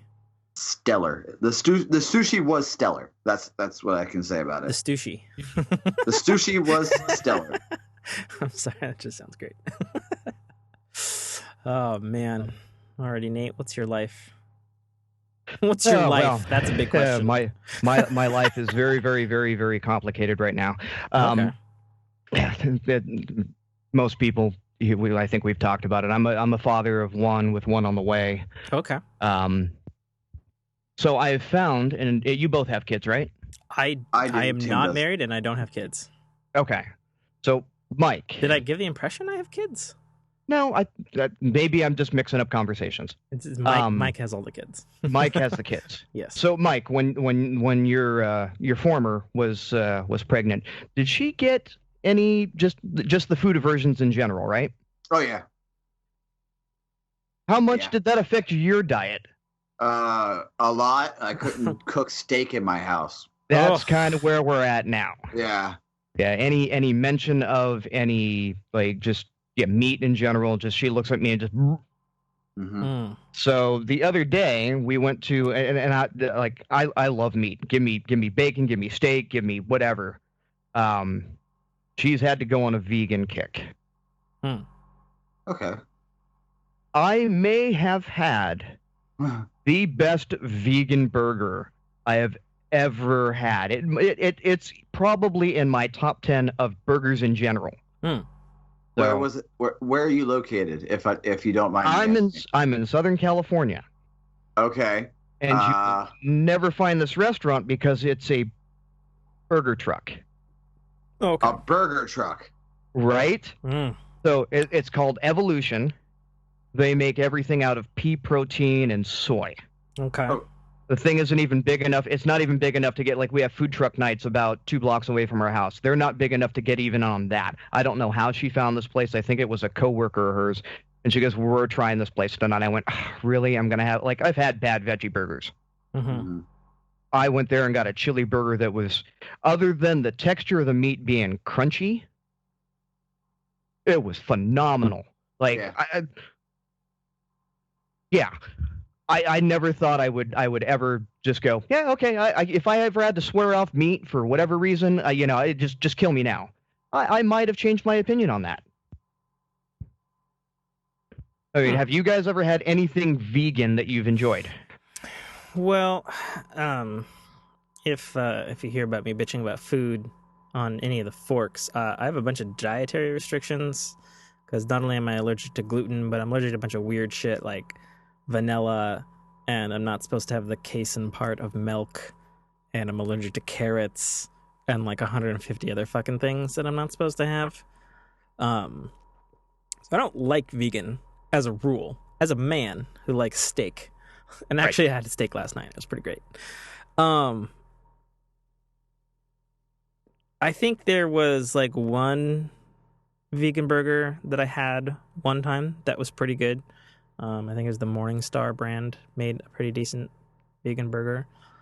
And I had them and I didn't know that they weren't not meat, which is probably the highest compliment I can give a vegan burger. Right. It's hard. It's hard to say that. I've had the Beyond Burgers. Beyond Burgers are garbage. Everyone that's told me you'll never know that this isn't a hamburger. I've had one. No, I can tell that that's not a hamburger. You'll never know this is not a hamburger. Want to bet? Yep. Try me. Yeah. So I mean, I've had some vegan things that are pretty good. and stuff. And I guess really like actually like I had a so a couple episodes back, we have our farmers market kicked up here, and my Jessica went yesterday, and she brought me a vegan cupcake, that was like a chocolate lovers cupcake, and I had it this morning with breakfast, and it was actually really delicious. So from that sense, I eat vegan things all the time, but as a man, I try to stay away from soy because you don't want boobs. Yeah. I don't want those bitch titties. Yep. Like Fight Club. Fucking Bob, aka fucking Meatloaf. His name was Robert Paulson. Yeah. His name was Robert Paulson. Thank you. Like, like he's shown me the light, and I don't want those. I don't want that light. I don't know. I was rambling. It's just. I mean, it's depressing. I really feel bad for the wife because, like, she, like me, we're carnivores. Just rip it off the side of the cow, throw it on the fire for 2 seconds, and cut it up on a plate, right? Fuck yes. Right? I want it to be mooing right before it gets on my plate. And just to watch her just go, I can't. Like, I can't. No. Yeah. We're trying everything just to try to get anything into her diet that she enjoys. And it's always nice that we found something that she can look at me and go, okay, yeah, I don't feel like killing myself because I'm having a child. Yeah. Okay. I mean, that sucks. I'm sure I'll get there one day, and I'll be complaining about it the same. I had to sneak over a friend's house to eat steak. Did you really? Yeah. Wow. Fuck yeah. Huh. Alrighty then. When my ex was pregnant with my son, I had to sneak over to a friend's house. Not sneak, but I went over to a friend's house, and he was like, "What's up, man?" I was like, "You mind if I use your grill?" And he was like, "For what?" I was like, "I'm gonna cook this steak." And he was like, "Why?" I'm like, "She can't smell meat." And he was like, "I am so sorry." And I'm like, "Me too." Yep. And he was like, "Go ahead." And I was like, "I love you so much. Thank you so much." Right. I'll be over in the other room chowing down on this, and I'll come out and have what the rest of you are having, but I have to like sneak a steak. Yeah. Well, that sounds rough. It's okay. It's all over in August, and then we're popping bottles of wine and we're eating meat. Oh yeah, there you go. Well, aren't you not? I mean, I'm speaking out of turn here, having not gone down this road yet. But like, aren't you not supposed to have wine like right after you're pregnant because she's gonna like milk stuff? Yes, to a point. You do what they call the pump and dump. Okay, so pump first, wine after. Right. Okay. Tim, are you just the way you said it? You gotta like milk stuff. You know what I mean, god damn it. Like I'll give you a pass. You're not there. You haven't been there. Yeah. It's about as good as you're gonna get. Yeah, I'm not under there with a bucket going. Yeah, but, no, I wasn't thinking that. Yeah. I know there's a pump. I got nipples. Can you milk me? I'll give it my best. Oh my god. You're gonna am I Ben Stiller and you Robert De Niro in this? Yep, that's pretty much what I'm doing. Yeah, because that's exactly what I was thinking of. Well, I've got nipples. Can you milk me? Huh, fucker? I got nipples, Greg. Can you milk me? Yeah, and unfortunately with our first one, she didn't produce. So it was, we made the best out of it and just, and drank a lot of wine. Oh, is that a thing? Not producing thing. Milk? Mm-hmm. Did you say fourth? Fourth. Second. No, he said second, yeah, okay. dude. Okay. Oh, I was like, for a split second, I had a nightmare. Have you ever had a waking nightmare? I think I almost had one just then. I was like, oh god. Well, I mean, it could be my fourth. There could be some I don't know about. Yeah, right. I'm the same way. I'm still waiting for that knock on my door. I've been putting in some work around the world. So any moment now, there could be a large line of little busters. Mm-hmm. Yeah, I don't have a lot of notches in my belt, but I went through one little spell where I was putting a lot of work in. Kind of a sad story, for everyone involved, but fuck it, we'll go into it. Here, let's get lifey and weird at the same time. That's what we do here. Right. You're so fork fan. It's all good. I'm probably not. I'm of average build. Okay. 5'9", 155. If I haven't taken my daily crap. Right. Sorry. That didn't happen until very, very late in my life. When I started high school, I was 4'11", maybe 95 pounds. Okay. I wasn't getting a lot of looks. So I mean, Buster, what you say? You were 14, 13 when you first did the deed? I was 15. 15. Okay, I was 16. So I wasn't getting a lot of looks. There was this one particular girl that I was real good friends with, attractive little redhead. She's always an attractive little redhead. Right? It's the death of us all. She was, for lack of a better term, damaged. Mm-hmm. Aren't they all? Right, the little right. attractive redheads. We became good friends. She made a couple advances, made a couple of passes at me, in which I was just me being awkward, not experienced, like someone's willing to touch my willy. Been there. Just right, and it was just like, no, I can't. And then one day I show up at school, haven't seen her for a day, 2 days, 4 days, 7 days. 2 weeks go by, and I finally hear from a friend of hers that, hey, she offed herself. Oh, Jesus fuck. Okay, no. Jesus fuck is there was a note left behind. And the note behind specifically referenced me. Oh, no. Right. Okay. She had basically every relationship she had gotten into became abusive and physical, hump and dump. Okay. And I was the first person that did not do that to her. And it gave her perspective. Okay. And it was a perspective that she no longer liked about herself. Ugh. Oh, no. Right. Okay. Well, Which really sat bad with me for a long time. And I became that guy that was, well, if this is what you want, I'll be more than happy to provide. And just went on a spree of, you want to, we'll do it. So, yeah, let's just say there was a good 3 years of my life that I was very indiscriminate about things. Well, shit. Yeah. Thanks for sharing, man. Right. Yeah. Yeah. We do dark stories like that all the time. I may have casually mentioned in passing that I once had a girlfriend who was murdered. Or I could just bring that podcast to a fucking silence by saying that. No, you said it a few times. You said it a few times, and I was like, Jesus Christ. Yeah. Yeah. As long as you're not the one that did the murdering, I guess. No, right? I would fucking no. Like we've passed the statute of limitations. You could tell us, really. I'm pretty sure the statute of limitations is longer than that on fucking murder. But no, didn't murder her. But it definitely crushed me for a while, and I think there was a lot of at least for me, for probably like 5 years or whatever, until the redhead of my life.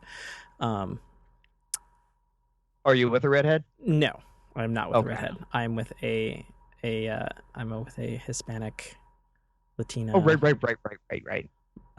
Brown, almost, might as well. She says it's not black, but I'm like, it fucking looks like black hair to me. Don't fucking lie. Sure.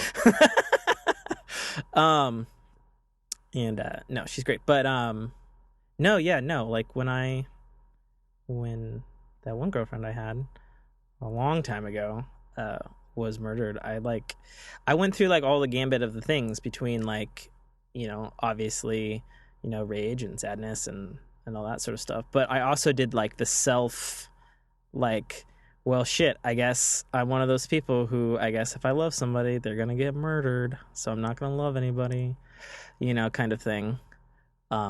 Which I guess is not necessarily common, because I don't think that's necessarily common that,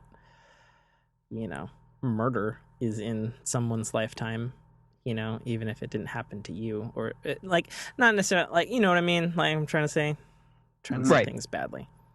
Anyways, yeah. So let's happy this podcast up from this depressing note.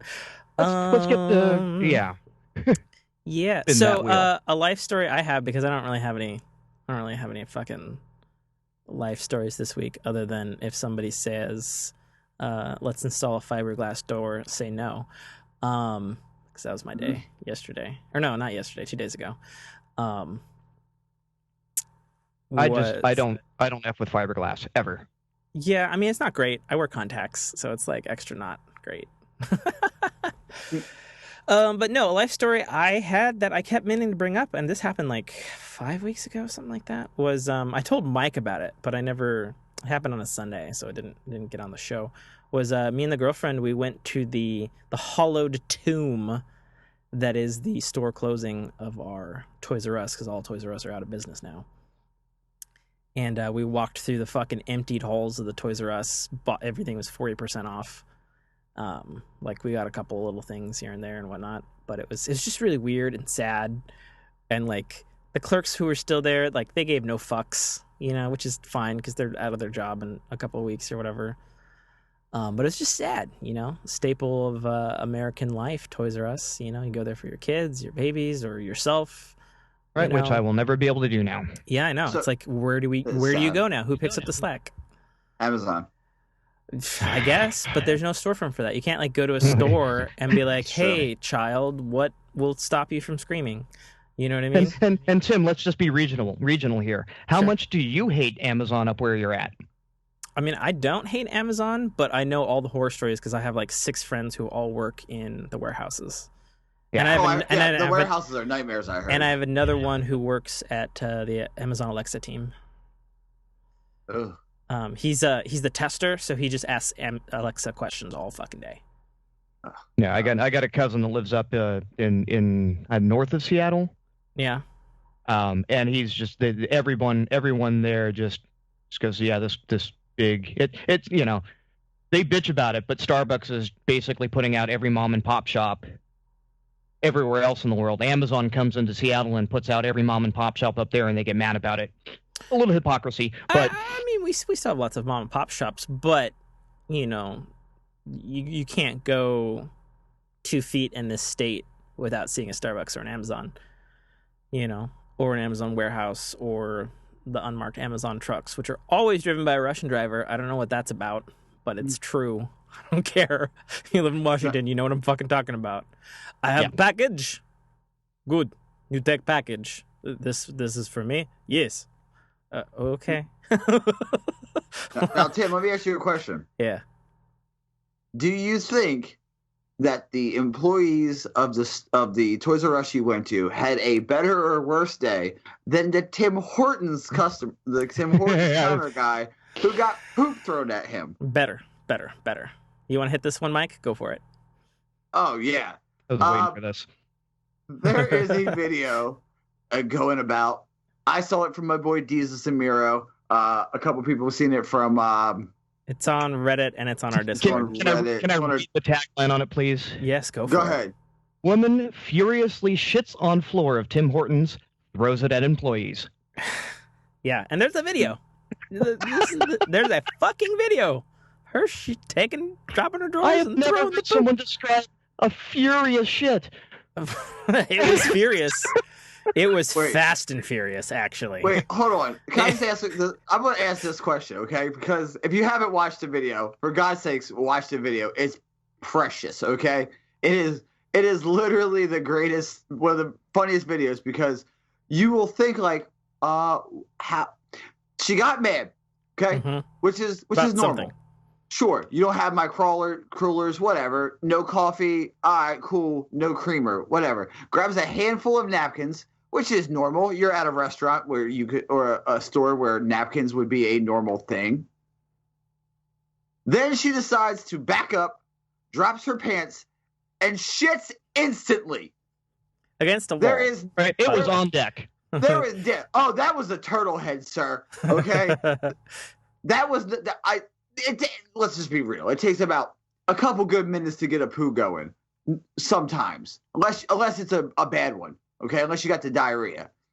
She sat the second her back touched the wall, the shit was out. They, without thought or care, picked up her own shit and threw it at the counter person. Yeah. Okay. Number one, you pick up shit and throw it at me. We're fighting. Male, female, gorilla. I don't give a fuck what you are. I'm gonna punch you straight in your face. Exactly. I love the second comment on that one. Horton, here's a poo. That was really great, actually. Oh, so good. So good. But the thing that got me was, then she wipes her ass, wipes off her hands, and then throws the napkins back at her. By the way, if you want to really giggle, watch Michael Rappaport go at it.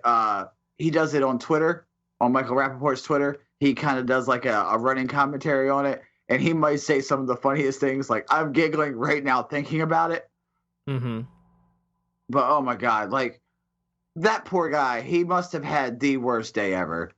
Yeah. Hey, honey, what happened to you? Some crazy bitch threw shit at me. What? Yeah. That's what happened. Some crazy lady threw shit directly at me. Yeah, it wasn't great. That's for sure. Another thing about that, because I read the concourse article on it. Apparently, according to the cop report, because if you watch the video, the customers who are sitting behind her shit throwingness, they did absolutely nothing and reacted like everything was normal.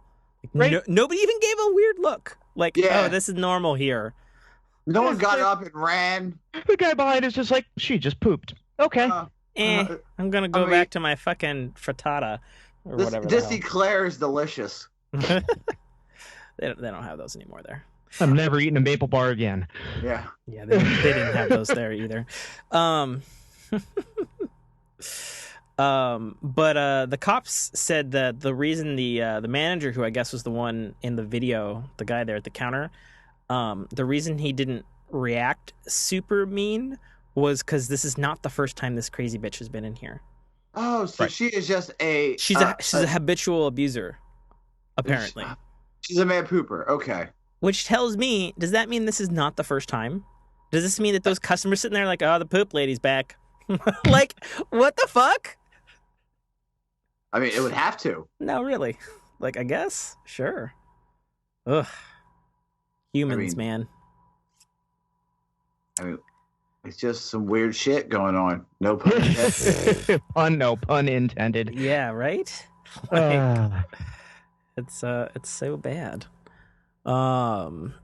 There was another bit of news where I guess there's a family who realized that their pet dog is a bear. What? How do you not know it's a fucking bear? Okay, so in fairness, and I know this because my first girlfriend's dad had a Tibetan Mastiff. And Tibetan Mastiffs are like lovable Labradors, but they fucking look like a goddamn little black bear. They're huge, and they're fucking fluffy. They look like a fucking bear. But this family realized that it was a bear after it started walking around on hind legs. Because that's so what they a bear never does. took the family dog, finger quotes, to the vet? I guess not. Also, further, obviously the bear thinks that it's that they're family, I guess. Because hey, I want to let you know something. Bears eat other bears. Yeah. They don't give a shit. A mama bear will eat her baby bears if her baby bears die. Okay? It does not care. A bear will eat a bear will eat a bear. Okay? I don't care if you... Oh, no. Have you ever seen the documentary Grizzly Man? I have not. I have not. You know how it ends? Let me give you the premise. A crazy dude lives out with grizzly bears, outside in a tent with grizzly bears. How do you think it ends? He gets ate by the grizzly? No fucking shit. The same way as the guy that swims with the stingrays, right? Yeah. Yeah. Oh, man. Oh, come on, humans. No. Keep doing it. Please. Thin the gene pool. Yeah. The vet must have been like, fuck them. Fuck the Abernathys. They're assholes. Oh, man. Like, seriously. I mean, I get the bear doing bear things, just sitting it there. Like he lived in that house for a while. It's path of least resistance. I'm getting free food. I'm getting my ears scratched, and now I'm hungry. Getting my ears scratched. That's where you go with this, with the pet fucking bear. Right? Oh, man. I mean, I know if I die in my house one day and no one's around, my cats are eating me. I get that. It's going to take about 3 days of me not feeding them, and they're just going to gnaw on my corpse. Do cats eat humans? Yes. Really? Yes. Oh, yeah. Oh, shit. So the thing in horror movies, that's a real thing? Oh, yeah. Oh, I had no idea. The difference between a cat, like your house cat, and a tiger is size. That's it. Yep. And that is why I will never own a pet pig. A pig will definitely. A pig don't give a fuck. It'll eat everything. Yeah. They'll come over and they go, there's no body. There's going to be a happy pig. Right? That's the point of the pig. Is did nobody see Hannibal? Like, let's be honest. Fucking feeding people to the pigs. I say this as my cat sitting right next to me biting my finger. He's like, hey, you're giving me ideas. Hey, you're not even dead yet. Oh, man. Yeah. Jesus. Fuck that noise, dude. Fuck that noise. Oh, man. All the way. Not for it. Okay, so did we want to do this Hickman? Or no? Oh, the guy with the boat? Nah. Okay, we'll pass on him. You can go to the Discord for that. I have a further thing. So I posted out a challenge to our Discord people where there's a picture that I put up myself of a wall next to like a little outlet nightlight thing, and I said in it that there's an old 2006 MacBook Pro, and I was asking, what did I use it for? Why is it in the hallway like that, propped up against the wall? And I actually have the meme. I've actually sent it to a bunch of other people already. But do you remember? Doorstop? Do you remember this? I honestly didn't realize that was a MacBook Pro. Oh, I mean, I said it in the title. It is. I know. Yeah. And I honestly didn't realize that. I'm like, yeah, you're looking at it from the bottom, the picture. Yep. Like I'm looking at it now. So, anybody who knows me any length of time, what do you think a Tim, moving to his bed at like 1 a.m. would have used an old piece of Apple technology that he cherishes for? Like what goes through your guys' head? Take a guess. That's your porn library? No, although that's a great idea. What about you, Nate? Not a clue. It looks like you're covering up a mouse hole. So, he's got a point. It does kind of look like that. Yeah, I wish it was that simple. So I'm on the way to my room, and obviously my walls are white. I have a dark carpet, and there's this motherfucking giant fucking spider there. Oh. And I'm like, I can't walk by it to get to my room because I'm afraid that it's going to leap on me, grow gigantic, and eat me and impregnate me with his eggs, and everything will be awful because I'm terrified of spiders. And it's huge. Like it's the fucking unfortunately the right time of year, so we have all these fucking wolf spiders. And it's so fucking... Oh, they're nasty up there too. It's fucking big. And I'm just like, it's like the size of the fucking Spider-Man logo, like the gangly one with the arms, except I know it's a real fucking thing. And so I'm like, I don't know what to do here, because I'm like, fucking, I don't have a broom. Like it's too big for a broom. Like I need to know that it is dead and not like, because a broom, there's a chance that it's going to live some more, And, like I'm just thinking through like what I could do because it's so big. Like the legs are so long. Like I'm afraid of it escaping. You know what I mean? Right, a paper towel ain't cutting it on that one. I don't have the nerves to do that. Like that's not me. Like I can't. That's too thin of a material between my hand and the demon spawn. So I take this old fucking MacBook Pro And I get really close, like I'm on my knees. I'm really fucking scared, but it's like I have to do it because I'm not sleeping in the hallway. It might come at me, like knowing it's alive. That's not how I roll. And I just like at an angle, like full with my right hand, and I just flick it upwards from the ground where the carpet is onto the thing. Whack! And and I didn't check. And that MacBook Pro is still in the hallway leaning against the wall right now. Yeah. So I'm pretty confident it's dead because it's like, flat metal surface against a reasonably flat wall. Like the chance of it escaping. It's still there? Yeah, it's still sitting there in the hallway. Right there, right where the picture is. Yeah, that's me. Anyways, I think we're ready for a new topic, boys. I thought you were going to bring up the yogurt for a second. Yogurt? What about yogurt? What did I miss? The Yoplait Thin Mint? Oh, fuck that piece of fucking garbage shit. Okay, so me and the girlfriend shopping at Walmart. And as I've said, Nate, I have a bunch of food restrictions. And one of them is vanilla. So that makes having chocolate things extremely difficult for me. Most of the time, at any rate.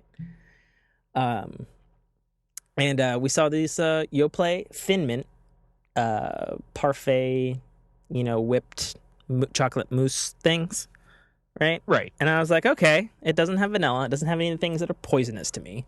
I'll give it a go. And she was like, yeah, sure. I love Thin Mints too. Why not? We'll give it a go. And so we had it for, our little after dinner dessert, as it were. Jessica took a bite before me. She took one bite and she went, no. And she threw it in the trash. And I was like, well, it can't be that bad. And so I tasted it. And here's the way it rolls. You know how some foods have like multiple taste stages? Yeah. Right. This was, chocolate Thin Mint, delicious. Followed immediately by yogurt. Oh, no. like, they tasted like what they were supposed to taste like. But guess what? Yogurt and fucking Thin Mint don't go together, people. Nope. It's not. It's not a flavor. We've had Thin Mint ice cream. It's good, but it's still not right. I can't even imagine the abomination that is yogurt and Thin Mint. It's pretty bad. That's pretty bad. Yeah. Yeah. What did I say? Barbecue Jello? That's about where it sits with me. You told me that was a real thing. That's a real thing? No, it's not. Or at least I hope it's not. It could be. I mean, I feel like there's some people in the South that might, that. yeah, like pork rind Jello. I'm sure all of these are real things with enough. Then again, you got to remember, there's also people who eat Tide Pods. Yeah, that's true. Keep on eating them, please. Go away. Yeah, I don't. I actually bought some Tide Pods like a month ago. Like, I'd never used them before. Like, I wasn't actually fully sure what the hell a Tide Pod was when people were like, oh, people are eating them and they're dying. And I was like, what is it? So I picked some up at Walmart. It's a way of spending money on being lazy. Yeah, that's true. I gotta say, though, they do a good job. Yeah, they do a fantastic job. You're just not going to be able to find them again. So does regular Tide. Yeah. It just takes an extra step of, measuring into a cup. Yeah. For half the price. Yeah. Well, I use Kirkland shit, so, whatever. Okay. Anything else I forgot? Yeah. I don't think so. Okay. Well, let's get down to the final topics here. Okie dokie. All right, we've landed on Earth, so that's technology and whatnots. So, technology this week. We got a couple of things. Let me roll back up the clock here. So apparently, 3,000 Google employees joined a protest in April, and dozens of them have walked out because of something called Project Maven, which I guess is the area of Google that works on stuff with the military and Black Ops and FBI. and they have been protesting a violation of like human rights and like tech ethics and all that sort of stuff. Sorry. Yeah, so that's not great. That's not great when the people working at the fucking multicolored Google, like they're like, hey, what we're doing is actually wrong. We quit and we're protesting. So that's kind of fucked. And then that's kind of ties into this other thing about which I guess I didn't post on the Discord, but I could have swore I posted that thing. But apparently, under the user license agreement for Android, it says that very clearly that Google is not collecting any of your information.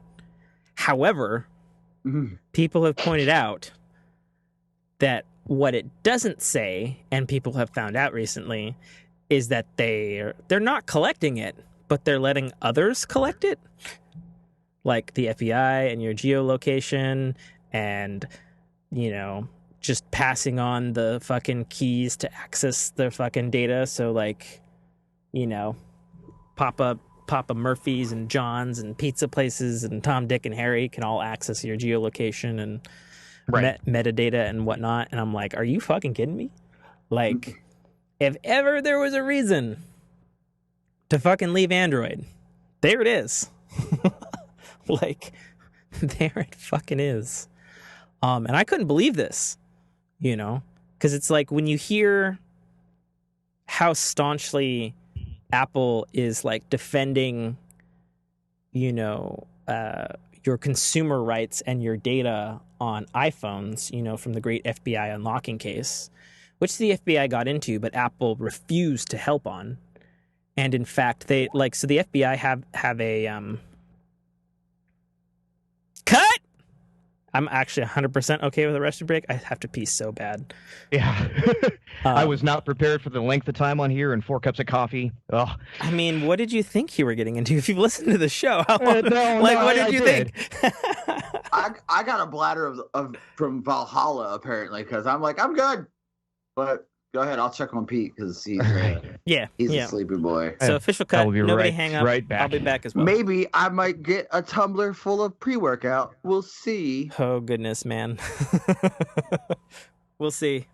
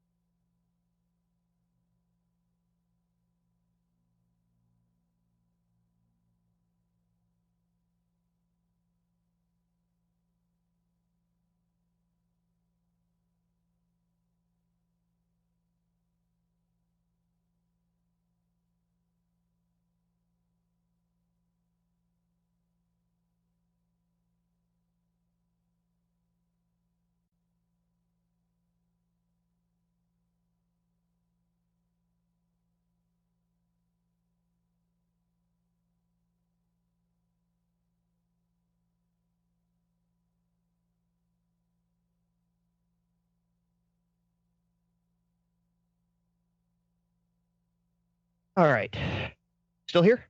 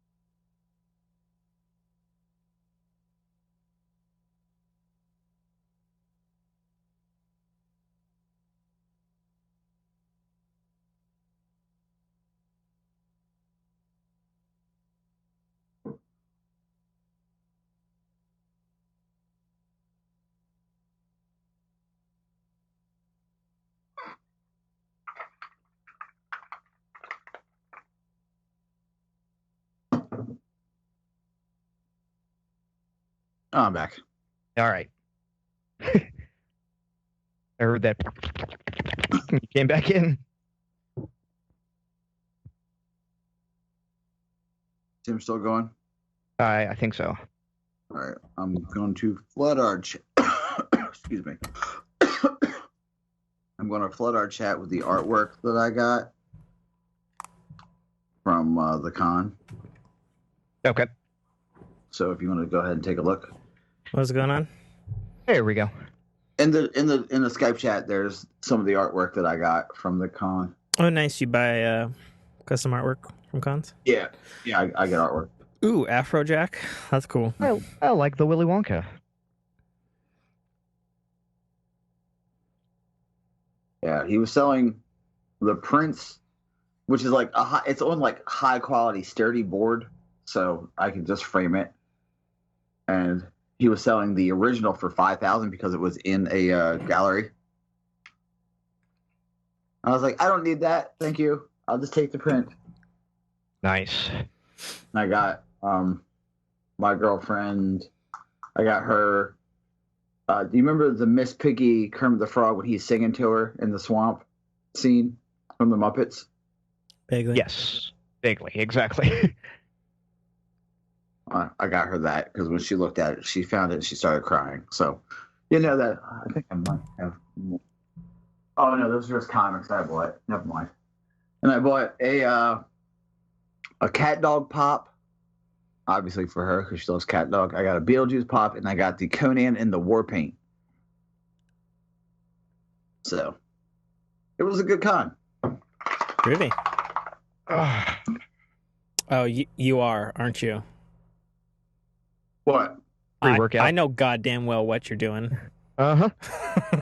I figured we can end the show with a bang. So, He's juicing, man. Yeah. That's what he does. so salute, boys. So, alrighty. Okay, we ready? Yep. Yeah. Oh boy. Let's get dangerous. Okay. Cut in.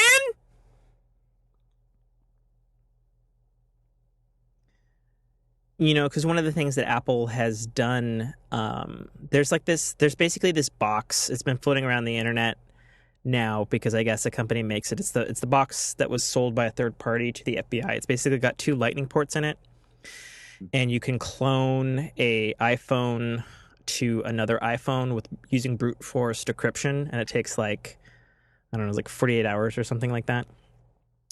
Well, Apple, in their defense of consumer rights, unlike apparently Google, which has gone Skynet, which is kind of weird, but whatever. Apple's the next update for iOS is going to disable the Lightning port if it detects that it's been connected to a computer longer than, I think it's like 12 hours or something. It'll still supply power to the phone, but if it's like connected to a computer, like it'll be like, oh, we're going to disconnect those terminals now to like fuck that decryption thing in the ass. Like it's just so weird, you know? It's like, you know, I know some people don't like Apple, but at the same time, like you hear what they're doing to protect your rights versus now 3,000 Google employees. Which is a rare thing in this industry. Yeah, like who does that? Like Facebook ain't doing it, obviously, because they're in courts now. You know, we all know Microsoft could give a fuck, but at least they're honest about it. So I don't know. It's a fucking complicated future we live in. You know. Mm-hmm. I posted a thing that I thought was kind of a weird, frivolous Samsung ad. So I guess there's a Galaxy S9 ad going about, and it's like shitting on an iPhone 6 for being slow. And it's like upgrade to a Galaxy S9 where it's like faster, and it's like, well, hold on there, Samsung. You're comparing your brand new phone to an iPhone 6. So Right. so let me count the generations here you skipped. And so there's the 6S, There's the 7. Did they do a 7S or did they jump to the 8? They did a 7S. So the 7S, then an 8, and then the X or 10. That's 5 fucking generations of phone. Samsung, like, who, like, the fuck? Like, we know you like to shit on Apple. Like, that's fine. You know, but, like, that's just blatant, like, misrepresentation to your own consumers. Like, what the fuck? So there's definitely a lot of shenanigans going on in the tech industry with honesty and ethics and integrity, and it's kind of fucked. It's just kind of fucked, everybody. Sorry to say. Our fork family member, Burning Wing, posted that I guess YouTube music subscriptions are merging with Google Play Music into, like, everything's going to be YouTube Red, I guess now. Is that right? They're just trying too hard for this, man. Yeah. I'm not doing it. I'm not going to do YouTube Red. I'm not paying for YouTube. Yeah. Thank you. Yeah. You gave it to me for free for so long. Mm-hmm. It's like I'm not paying for ass. I will never pay for sex. Ever. Which I'm getting to it for far too long. By the way, silence your Yeah, I saw it. I got it.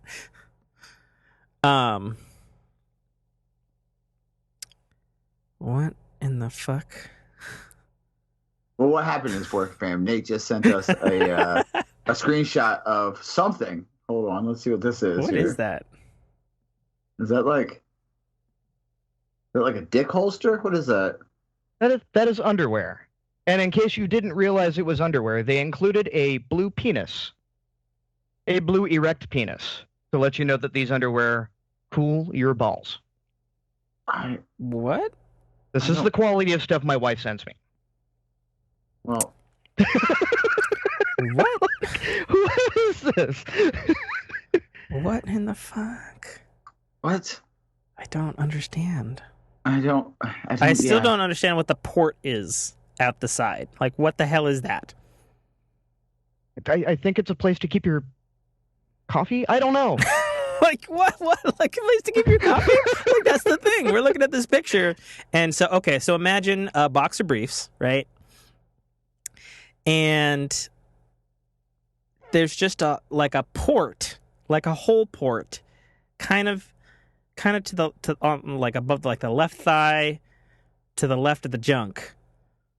And I don't know, like, is there a fan there? You like, mind if I pop that in the Discord? Fuck yeah, throw Yeah, that go shit ahead. in there, buddy. What the F? I don't know how to answer that question. That's Wait. fucked up. Is that like Yeah, I don't know. is that like a carbon fiber built-in cup to cool your dick? I think so. Also, why Okay. does the top band look like shiny tinfoil or aluminum or something? I don't understand. There we go. I don't Okay. understand at all. See it. Also, sir, go see a doctor if your dick goes way up like that. Oh Actually, man. go see a doctor and then 2 priests. Oh man. Well, so anyway, Now that we've deflected from Skynet. apparently there's dick. Yeah. Yeah, because slowly Google's like listening in, like, and cut their feed. Well, hey, we're using a Microsoft product right now, so at least they're being honest about that. They're what they're doing with our shit. Yeah. So YouTube Music is being rolled into YouTube Red, and YouTube Music is replacing Google Play Music, and it's all Google shit anyway. Because they want you to pay for YouTube Red. Kind of much like how Amazon Prime, you get multiple stuff besides saving on shipping. You get their video service and their music service and stuff, which I guess is fine. But at the same time, it's like, I have a huge problem in tech in general. And you know, I don't use Google Play Music.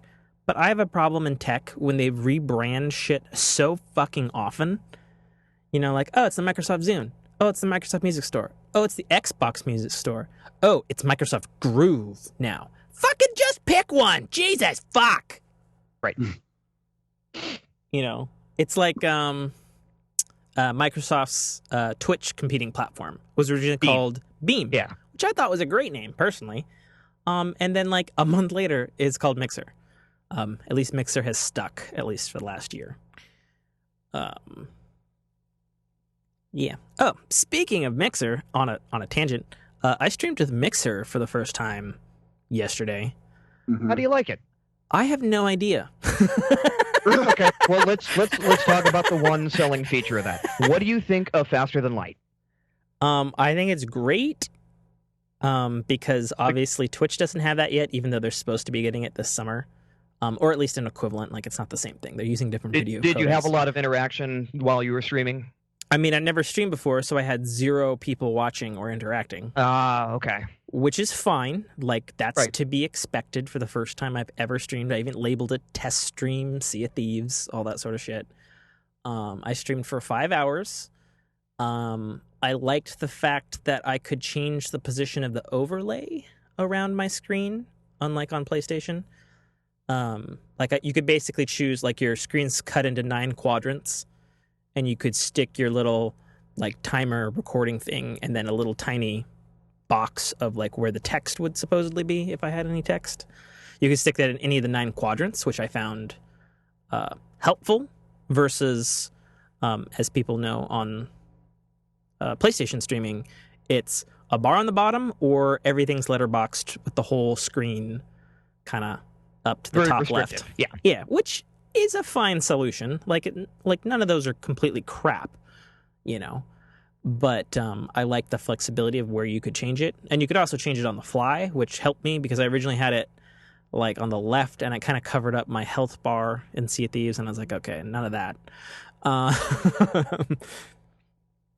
So that was nice. I liked that it didn't say it crashed, you know, which, let's be honest, happens on Twitch. Yes. Unfortunately, like I think their service is great, but you know, sometimes it crashes. Just plain and simple. I liked that the titling of the thing seemed smoother than on Twitch, at least on PS4. Well, actually, really, PS4 or Xbox is kind of clunky titling things on Twitch, in my opinion. But the reason I say I don't know is, so I streamed for 5 hours. Okay. One, it wouldn't let me like look at it on like my phone. So usually when I Twitch stream, I have my iPad running on either my same account or a different account, watching the stream to check for Right, as a quality. monitor. Yeah. Yeah, to check for quality. It's a great way to do that. Perfect use of an iPad. It wouldn't let me do that on the Mixer app on iOS, which I thought was kind of strange. It also wouldn't let me do it on my computer, which I was like, okay, that's really weird. So I gotta have 2 fucking accounts to watch my shit. That's stupid. I mean, I'll do that. Okay, fine. But the reason I say I don't know is I went back to my account, you know, the manage videos thing, much like Twitch. Their interface is really nice and clean. Like, you can find everything, you know, it's not cluttered like Twitch is. But I couldn't find the video. So I have no idea if it, like, takes a second to get to the server or if there's, like, a wait period. Like, I don't know. I've never used it before. So the short answer is I don't know. And I may not know, because for all I know, it didn't record like it said it was recording. I don't know. You know? It's kind of hard to see anything if it doesn't show anything. How'd it go? Oh. Yeah, right? And So- the only thing, like, I watched a couple of people that have switched over to Mixer, and the first time I kicked in on one, and, you know, it's just type a quick message to someone, and they responded immediately, and it almost was jarring, because I was waiting Sure. for, Yeah, because it's not say the 3-minute hi, lag. of wait Twitch. 30 seconds, hey, how's it going? It was like, hey Nate. I'm like, whoa. And that's nice. It's natural. So Yeah. So there's like some nerd shit behind there that I guess I'll quickly go over. So Microsoft has had this video codec called Silverlight for a long time now. Yes. And actually before a few years ago, it was my preferred way to watch Netflix because a few years ago I didn't have ultra fast internet. So that's the first key right there. And watching Netflix on like PlayStation or even Apple TV or any of that stuff was like a painful process because my internet was slow. But I could always get it on my Xbox One and my Xbox 360, like that. And it would go kind of sub quality, and then after a couple of minutes go ultra crystal clear. And that has to do with the fact that Microsoft uses a special video codec called Silverlight. It's their own custom codec, and it's incredibly efficient. But it's only available on Microsoft platforms. So my theory is that Mixer is utilizing the fuck out of Silverlight because of its compression algorithm, and its zero delay, like text to talking to streamers, is a boon for that. Which is why Twitch has spent a whole 2 years trying to get a similar tech up and running for themselves. Which I think they just started running the low latency, but it's only compatible with Chrome. Yeah, fucking what the shit. God damn it. Yeah. Anyways, we digress. So another Burning Wing hot technology thing is Valve announced that there's a Steam Link app that's coming to iOS and Android. And it's in Android right now in beta.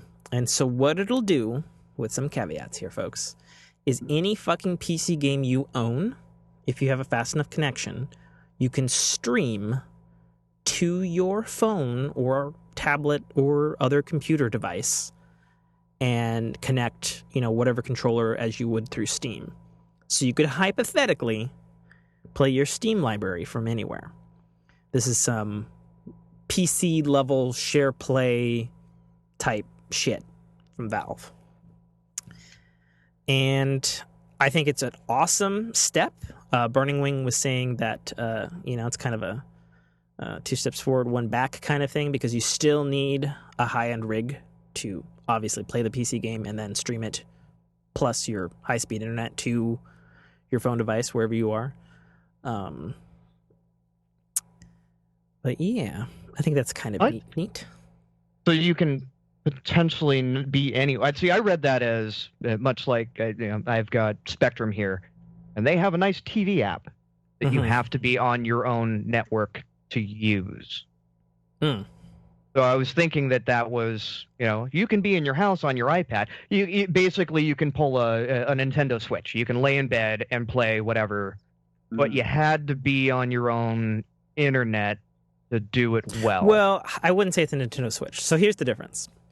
So Valve Steam Link... No, I mean that style of gaming. Like, I want to lay in bed and play my Steam library. Yeah, but okay, so the distinction is everything's done on the fucking tablet for the Switch, including the games. There's nothing's being streamed. This is using your PlayStation Vita share play or share playing...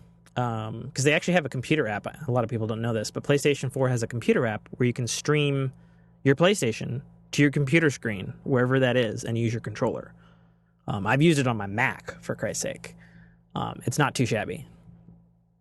So it's basically that, but with Steam games. So you're streaming your own content to a screen/computer device that is the receptacle of it.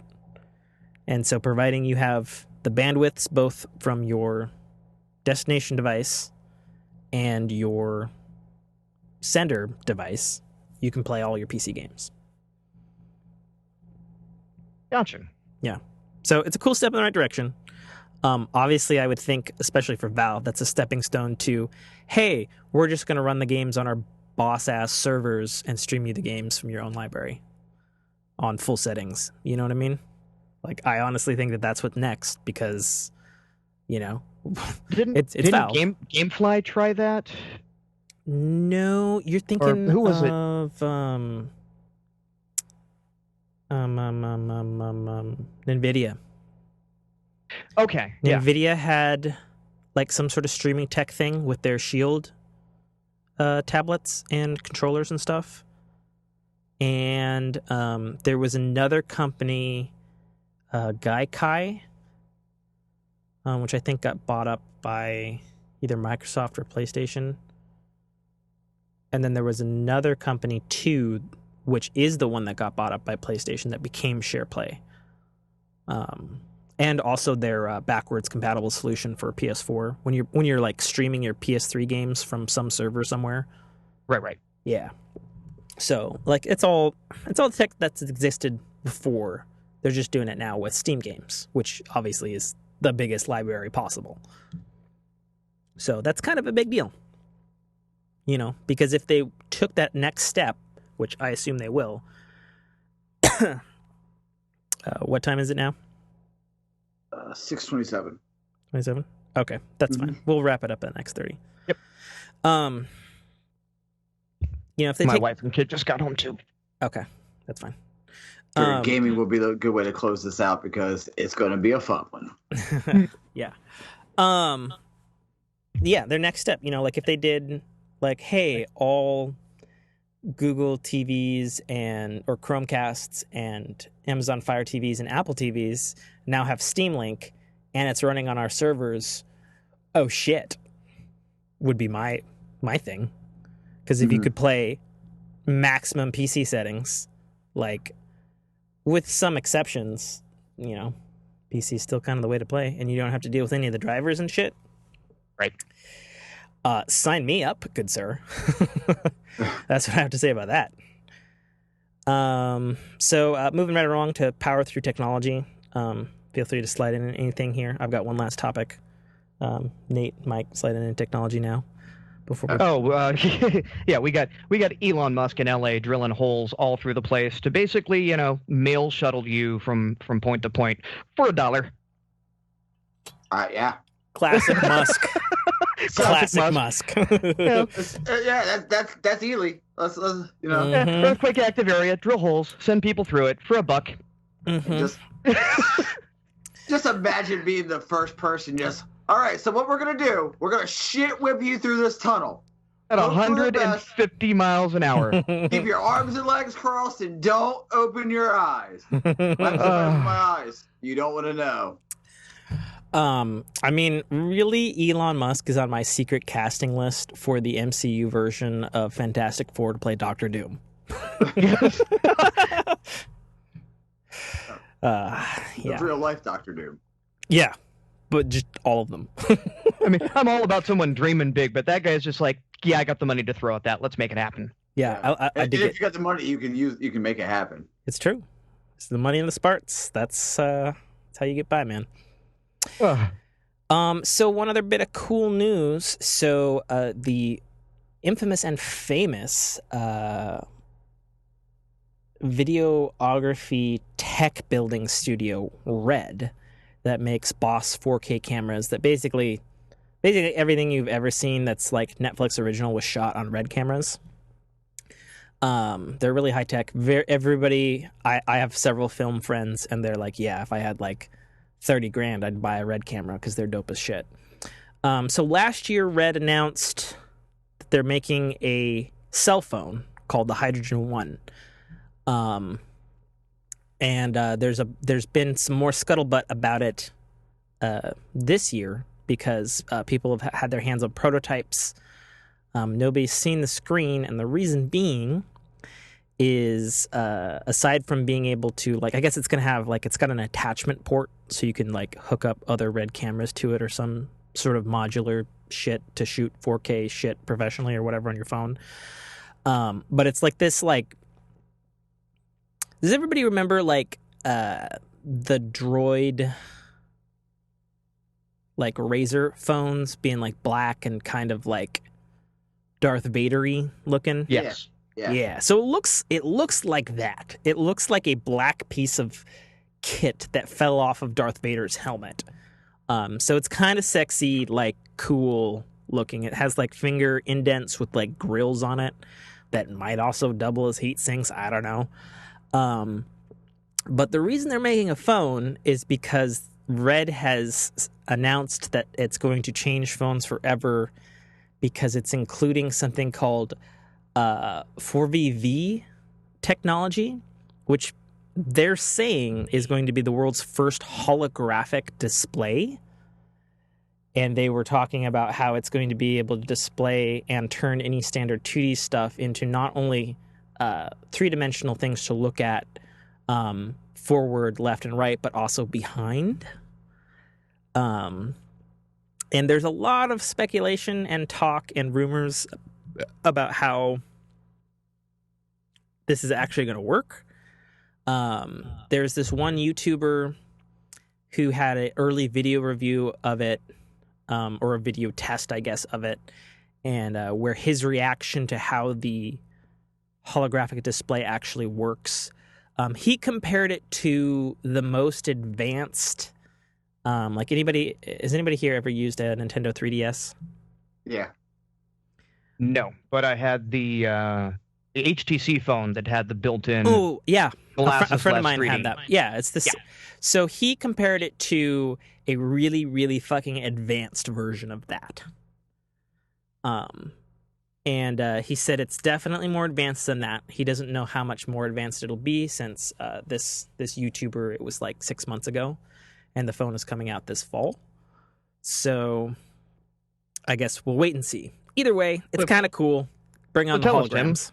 how much does that phone cost? Oh, it's only $1,200. So let me ask you a For question. the low-end one. Yes. That's the aluminum alloy one, not the titanium one. Oh yeah, that's right. There's a titanium one. For $1,700. Let me ask you a question. Why do you have to flex so much? And let me ask another question. When will this technology allow me to play Yu-Gi-Oh! Like the goddamn show? Ugh. And my question is, why do you think 1,200 is flexing? Says the guy that has a $1,000 Note 8 in his hand.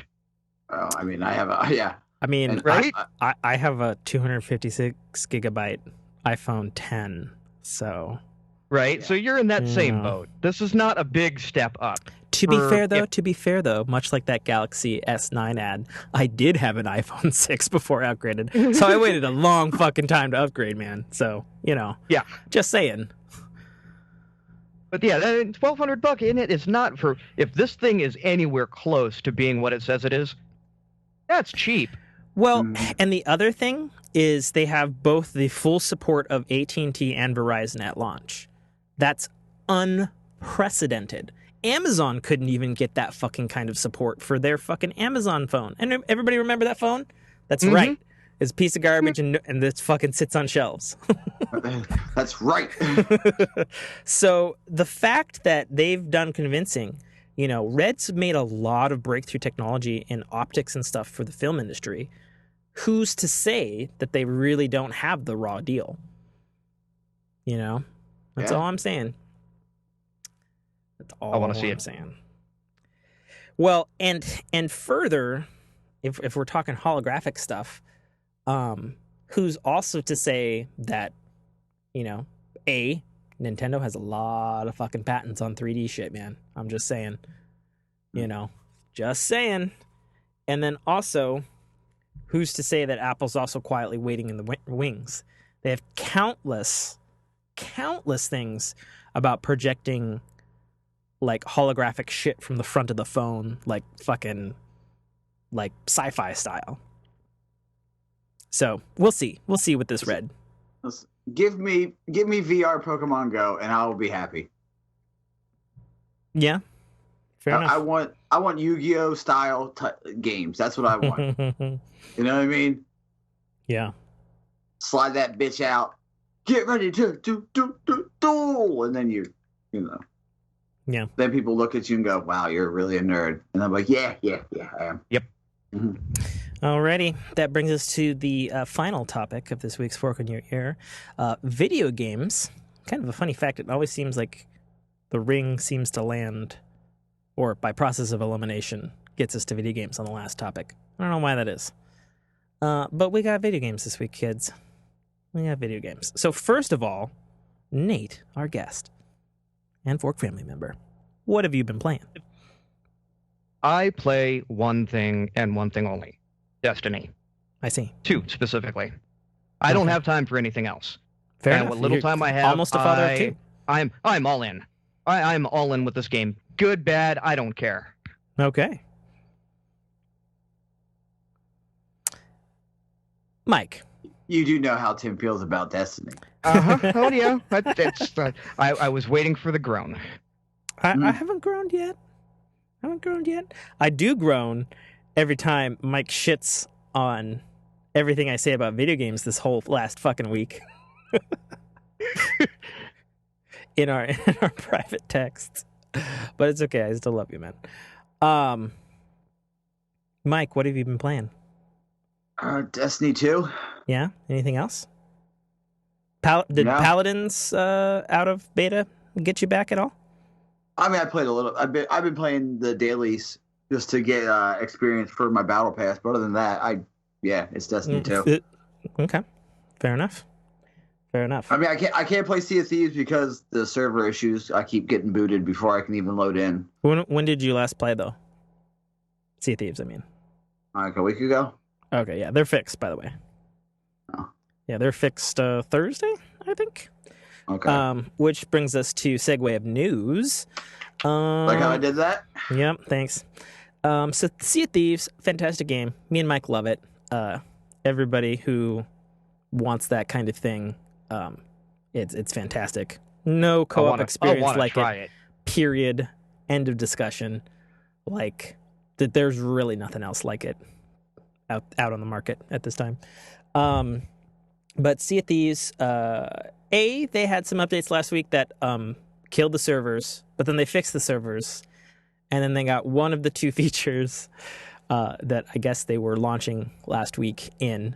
So they've got private customized matchmaking now, which is fantastic now for sloops and all that sort of jazz. It's super cool. With food and material trading coming next week. And on the 29th, 9 days from now, they are releasing their first major content expansion. They had a trailer and a teaser for it. It's called The Hungering Deep.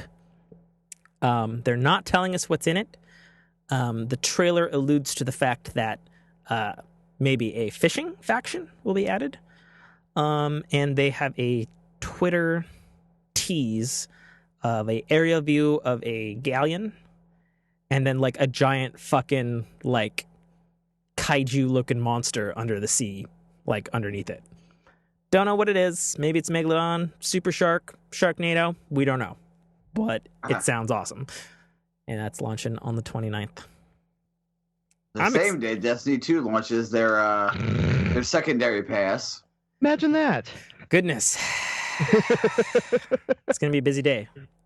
So I guess the question for you then, Mike, where will you be? Depends on if this Helmet Saint 14 gets touched with the exotic armor pass.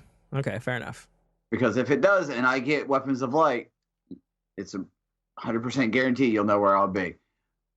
Fair enough. But, I mean, the fellas want to sail. I'll sail. I've literally been sitting on the 30-day free for Sea of Thieves, and I'm glad I waited because I heard that like everyone went all in on the game and went, oh, it's the same thing over and over and over again. Yeah, but see, right, and that's fine. I'm glad I saved my money.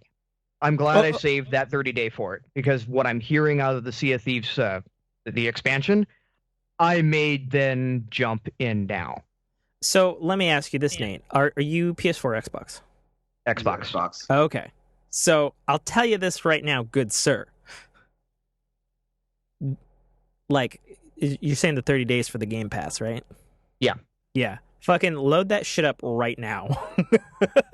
Sea of Thieves is unlike, I mean, do you like pirates? I like pirates. Okay. Do you like co-op adventures that are, even though you are doing the same thing every time, are always fucking ridiculously different every fucking time because of waves and other fucking people. Very much so. And like random I shit. I almost went all in on it when it released, and I'm glad I didn't just because, again, I've got time constraints. Yeah, that's fine. So I would not have been able to give it my all. Yeah, and I'll be honest, one thing that unfortunately, just because of the way the game is, Sea of Thieves cannot be kind with your time. So I would just say, me and Mike have talked a lot about games not being respectful of gamers' times. Yeah, there's a reason I have one raid clear. Yeah, but I will say that from the get-go, give yourself at least 2 hours if you're going to play one thing in Sea of Thieves. Because even though it'd be like, oh, this thing's going to take 30 minutes, a storm might happen. You might have to go around. Pirates might fuck your shit up. Like anything can happen for that simple task. You may get attacked by the wolves of the sea. Yeah. You don't know. Yeah. I'm naming my sloop the USS Murphy. There you go. But yeah, you should. I mean, I'm not going to lie right now. Like, I'm wearing a Sea of Thieves shirt right now. Got the limited edition controller. I have the fucking limited edition Sea of Thieves coins sitting on my desk. Like, I'm very much all in this game. I'm right there. Yeah, but yeah, you should, like, it's and when you do log in, yeah, let us know and we will jump in with you. Oh yeah, give me your. I've got you on my friends list. Yeah. Give me your. It's Nate. Give me your gamer tag, good sir. Like, we got. Goddamn, that game is fun. Yeah, it's super fantastic. It's fun with friends. I mean, I like playing it solo. If you have like an hour to kill, just solo sloop it. Maybe get some treasure. Maybe get butt fucked by a crazy bunch of galleoners. But yeah, I mean, you're always gonna have fun. That's the thing. Go into it knowing full well you're either gonna get treasure or you're gonna fucking lose treasure. Right. like that. Like, and if you don't understand that from the title, Sea of Thieves, then that game is not for you. I ain't gonna lie. If you see me on and you just start dropping me little nuggets, it could be over here. Yeah. It might just happen. Okay. Well, you should definitely sloop it up or galleon it up with me and Mike. Be more than happy to take you on. Show you the ropes, as it were. Because there are ropes to learn. Literally, there are fucking ropes to learn. But yeah, no, I'm really excited for the expansion because unlike other video game studios, even if we do still ultimately love them, one thing Rare has been super great about is their transparency and honesty and quickness in their updates and community talks, and everything that they're doing is just like, man, that whoever's the head community manager there, they've paid attention to the last 5 years of, things that have gone with the Destiny or No Man's Sky or, mishandled community co-op games. And they're just really good at it. So really looking forward to it. Can't say enough about it. Can't say anything about it because we don't know anything about it, which is another thing. It could be hot garbage. Yeah, we don't know. But given the way the game is now, I expect not. Actually, speaking of that, Mike, another thing you may not know, Nate, but the developers have the ability to change the seas actually in the game, like at a moment's notice. And yesterday we had like the rockiest fucking seas I've seen in the game yet. Mike, me and Matt were playing, and we went to like one of those like little islands that's usually like a little shoaly, right? Mm-hmm. And we're like, where the fuck is it? It says we're here on the map. And I looked over the port side into the water, and like there was like palm trees sticking out of the water. I went, oh, the sea is so high, the island flooded. Is underneath us. And I was like, holy shit. No wonder we didn't see it. Well played, sir. Well played. So it's fantastic. You never know what you're going to get in that game. It's awesome. I mean, Nate, there's some times that Tim and I have been playing, and I have been on full tilt, screaming at the top of my lungs, "We're the wolves of the sea!" Yeah, he yells that out about every 30 seconds. But usually we're kicking ass. Like he's like stealing somebody's loot. He's like jacked somebody's ship. We're killing people back from the damned. I'm sniping people off of the wheel of the ship. Their ship crashes into the rocks. I get on the ship, pull anchor, let the ship sink as Tim is laying waste into it. Mm-hmm. Like, there are some just fantastic. I'll bust your boom boom. Like, they have exploding barrels and, powder kegs. And, I call them boom boom barrels. And when I grab them, I'm like, I'm Buster Boom Boom. And I'm actually quite good at blowing up other people's ships. Here, have a colat. Yeah. Well, not even that. Just underneath, you can swim in the water, pop up, and then blow up their ship and put holes in it, thus sinking it faster. Yeah, it's killer fun, dude. Yeah. Switching gears on gaming for a second here, also ever so slightly in life. So Nintendo Switch, they announced that they're having they're finally launching their online network, which finally, thank the fucking gods, is including cloud saves with their network. It's launching in September, and they're only going to charge $20 a year, which is smart, I think, for Nintendo. Sure, yep. But the real reason, which is super sad, that I'm excited for cloud saves. So I think my Switch is not well. Oh boy. So it stopped. It's no longer functional in handheld mode. It appears as though like the Joy-Cons that slide in and out from the left and right sides, they are like continually connecting and disconnecting. And so like on the one hand, it's like, well, you could still use them if they were just wireless connected sitting in the tray. And I'd be like, you'd be right, good sir, except it disconnects and reconnects so frequently that the Switch is like, I don't know what you fucking want me to do with these controllers. Am I hardwired or am I wireless? And Right. I'm like, fuck. And it's doing it on 2 different pairs of my Joy-Cons, because I have 2 pairs. And I'm like, fuck. So you're saying the contacts and Yes. the battery have been overcycled? I think it's specifically the contacts on the Switch itself. Right. Yeah. And I'm not happy about that. I would not be either. I'm not happy about that because I do truly love my Switch. It's a fantastic console. Everything about it is super comfy as well. So if I want to play it handheld, I got to do tabletop or some sort of stand, which is fine. But, you know, if I'm in the car and I'm not driving, like I can't do that anymore, which irks me. And the other thing that irks me is because I've gone to Reddit and other YouTubes and all this sort of stuff, and I've seen all the horror stories of sending your Switch in for repairs and your 300-hour Zelda Breath of the Wild save is wiped out. And I'm like, yeah, I'm just not going to use it in handheld mode until I've uploaded my saves to the cloud in September. And then I'm going to have to send it in then. Because I'm not ready. I'm not prepared to lose that because I played the game twice, both in regular and master mode. So I probably more got like 400 hours on that game or something. Like I can't relive my childhood of accidentally deleting like 100-hour RPG saves on like the PlayStation and 64 and stuff like that. Like I can't, you know what I mean? So. Oh, 100%. I know. Yeah. No. I remember the first time the button battery in my Zelda cartridge went bad, and I popped that thing in and went, what do you mean my save game is gone? I know exactly what you're talking about, good sir. Yeah, it's rough. It's rough. So yeah, you know, it still works. I can still play, you know, console mode. That's fine. And I can still play it wirelessly. I just have to charge my Joy-Cons with my charging grip now, which is a little weird.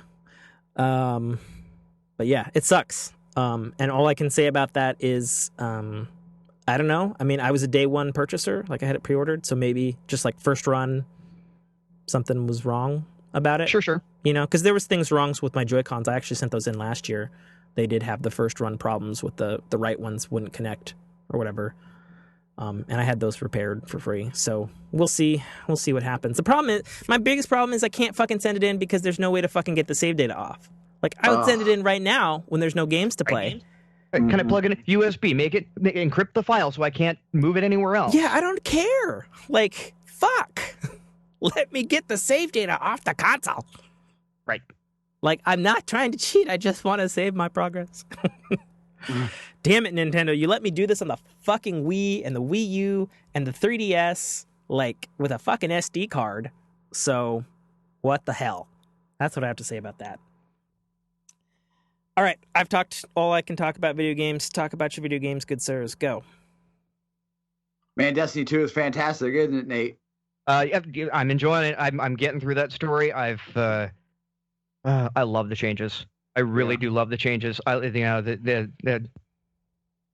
hate time to kill being low. I like where it's at right now. Have you tried a heroic strike? No, I am so under level for that. I read your post and I went, no, fuck that. Oh, Yeah. Nate No. actually using his I'm under leveled idea. That's a great plan. Oh, I've told you, You can do 1,000 'em times up this to- fucking week, Mike.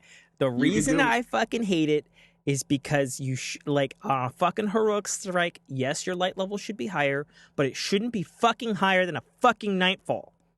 I just hit 345 with one loadout. If I switch away from this, I cannot be 345. I'm not doing a heroic yet. What are those? Those are at 350, right?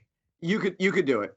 It's doable if you play the modifiers Yeah, it's right. doable if you play the modifiers and you're a fucking good player, not a shitty player like fucking Tim. Yeah, I've heard all your fucking things, Mike. I didn't say that, but You fucking he's said also- all of that shit. He's also 5 levels away, not 15 like you were.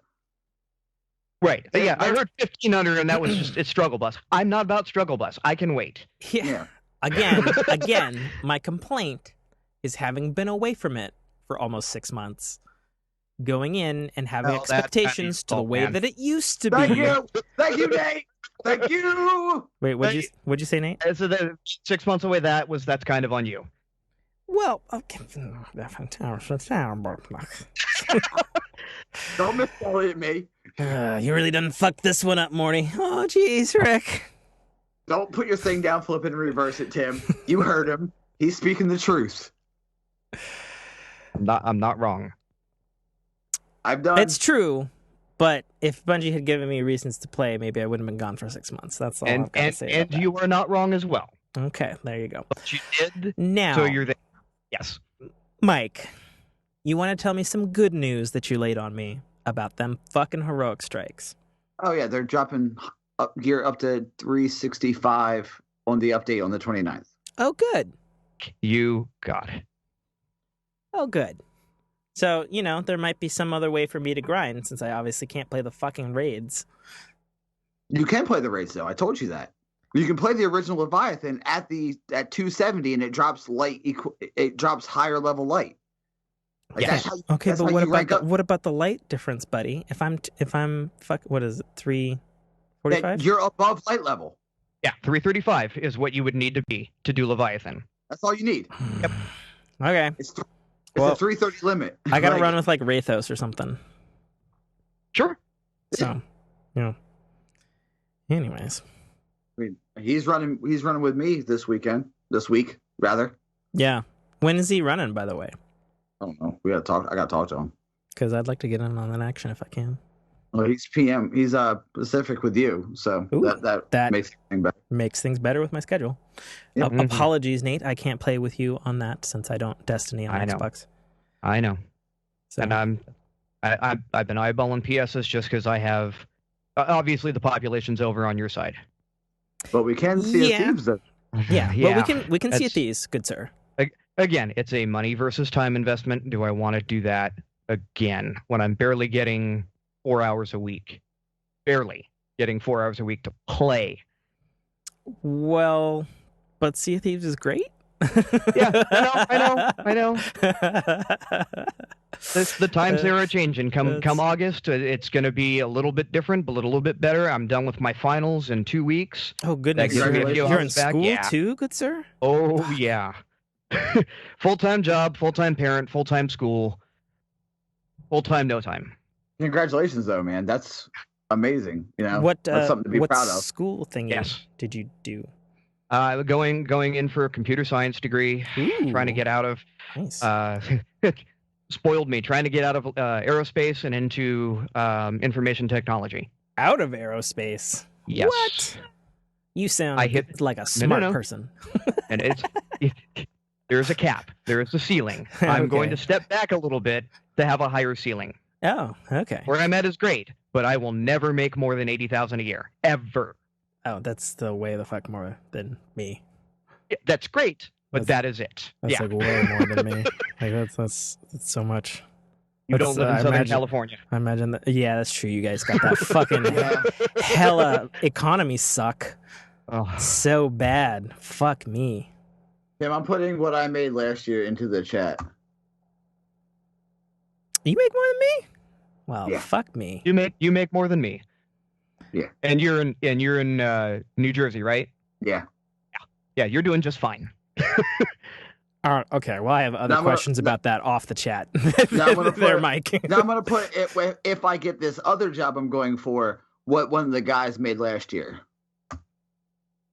Yeah, that's good. Yeah. Yeah. That's my wife and I combined. Okay.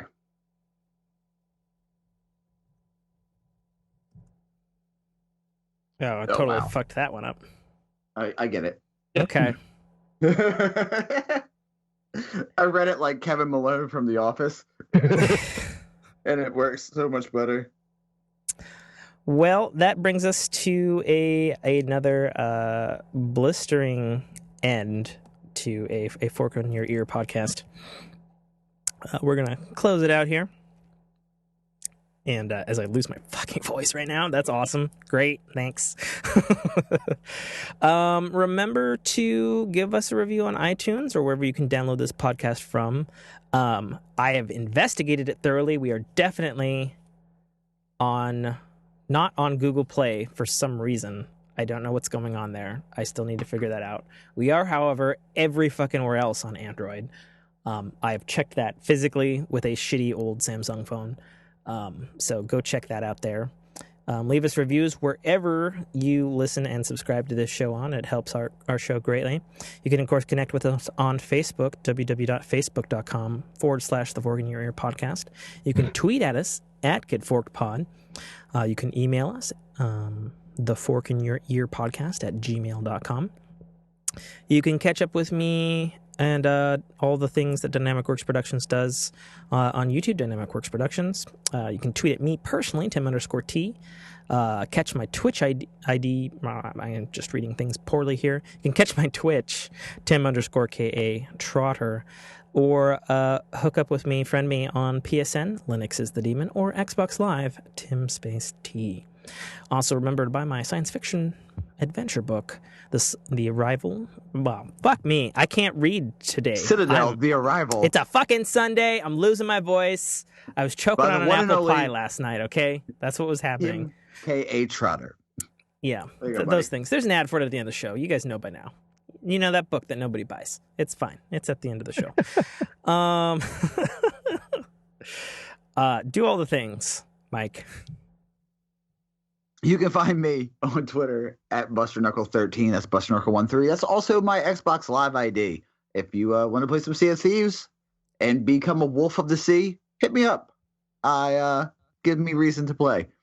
If you want to be my friend on PSN, it's BlisterLister113.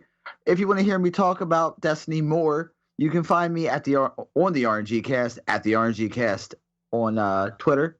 We are found wherever podcasts are found, especially Google Play. Right, Nate.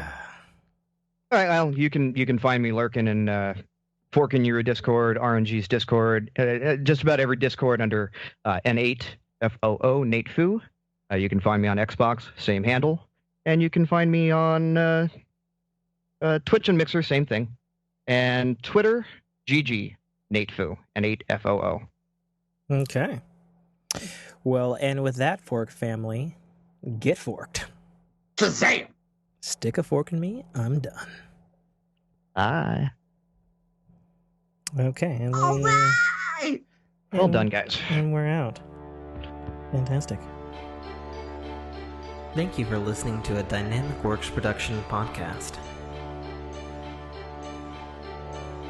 You can find our podcast at www.dynamicworksproductions.com. Feel free to email us at dynamicworks@mac.com.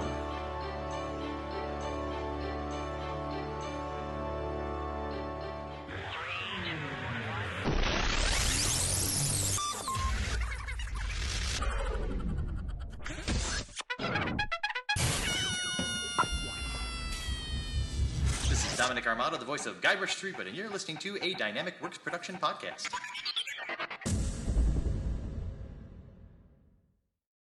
The Citadel, Arrival, is the first installment in a series of epic science fiction short stories reminiscent of the Pulp Fiction style.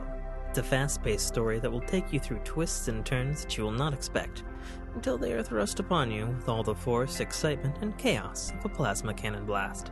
The story follows Katarl, a nobody cog in the working wheels of a futuristic society run completely by Megacorp, a corporation that carefully runs and manages the lives of the people living under its sphere of power. On one of Katarl's few and far between days off from work, an outing he had hoped would be fun and relaxing turns into an explosive adventure that drags him kicking and screaming into situations and challenges that will make him question every aspect of his life. Watch this colorful tapestry unfurl as Katarl and his newfound allies find their way through this classic, yet oddly surprising tale of good and evil, where nothing is quite what it appears to be. That's The Citadel, Arrival by author Tim K. Trotter, available right now on Amazon Kindle Store and iTunes iBookstore for only $2.99.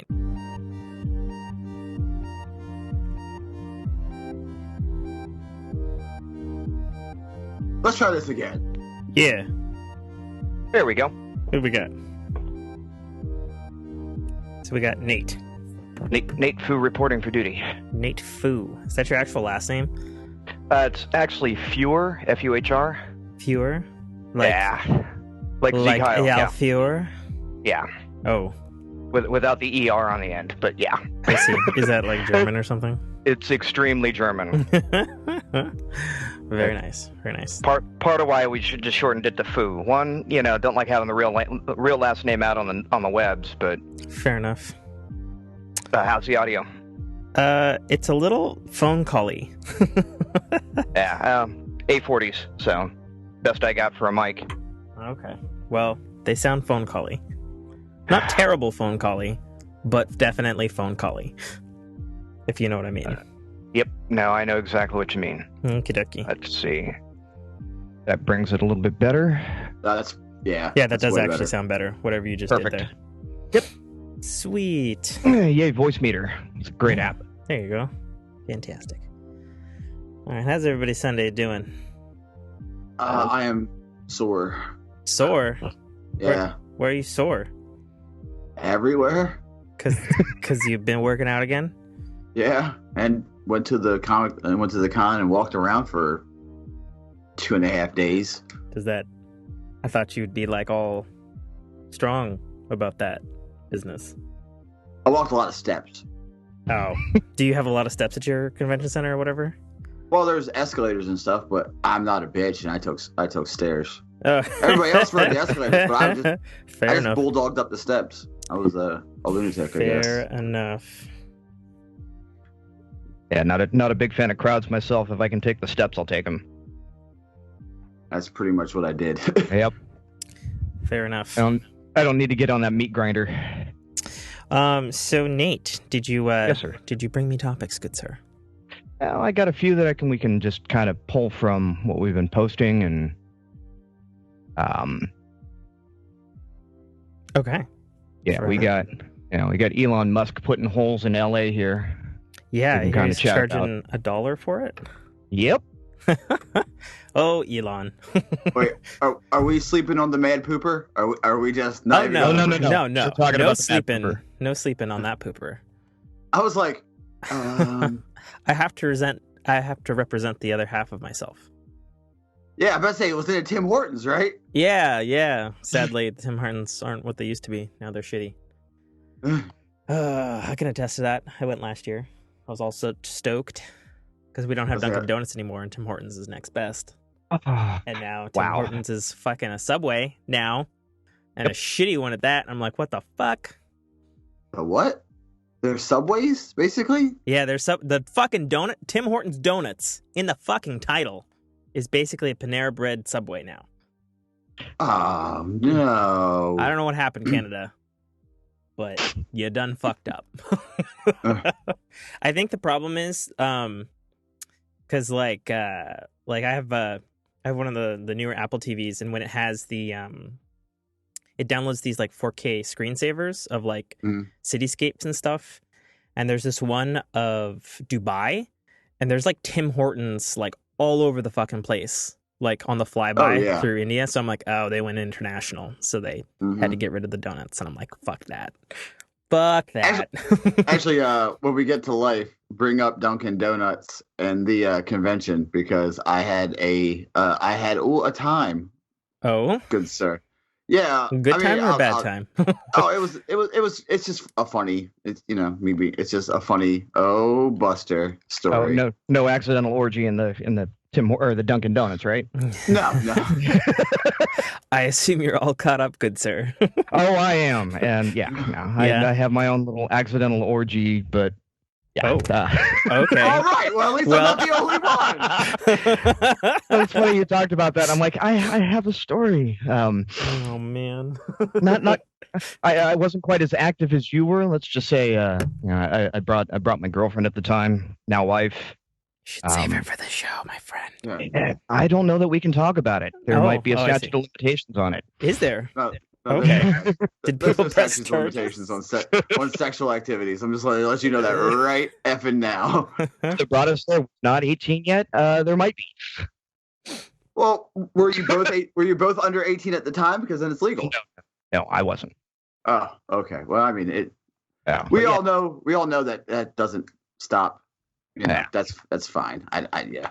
It's not like you could. Are you going to turn her in? That's how I look at it. Okay, well, here, bummer note here. That person is no longer with us. Oh. Whatever. What it is. Oh. Did you bang her to death? Oh. How did you go to that from there? And it's so sad because she died in a car accident, so she did kind of get... It's getting so bad, Mike. Why did you speak? Thank you, Mike. Listen, you should know. I don't have a filter, okay? I know. But yeah, no the filtration. sole reason I do not go out on New Year's Eve anymore. Oh, yeah. No, I don't. Yeah, I'm with you on that, buddy. I don't either. I eat funnel cake and watch people make fools of themselves on TV. That's actually the truth. I really do. That's what I do for New Year's. That's my New Year's Eve thing. Fair enough. I used to go to my local bowling alley. That was it. It was nice, safe, and... Okay, Cool. so Nate, so you want me to introduce you as Nate Fu, then, Sure, that as works. opposed to your last name? Yeah, really don't care. But yeah, Nate Fu's fine. Nate Fear's fine. Okay. Don't beguile me, please. That got old as a kid. Don't Let's beguile you the name. let's not have Tim Kennedy, chasing Hitler, knock on his door, huh? Right. You don't want me to Rick and Morty your name? You do you, man. It's your show. Your show, your rules. I'm just along for the ride. Okay, I'll try not to be much of a dick. How about that? How about that? Okay, let me see here. Where is... Was it just three of us, or did you get anyone else in? I thought there was going to be more, but nobody else piped up. Like, everybody No piped up Rachel, Thursday. Burning thing? Oh, okay. Yeah. We almost had Dame, but sadness. It's like when somebody says, "Who wants to go to a gangbang?" No one raises their hand. You got to bring somebody accidentally to one. Oh yeah. Apparently, No, two out of three cast members. Accidental orgies. Shit. Okay. Let's get this party started, shall we? Yes, sir. Okay.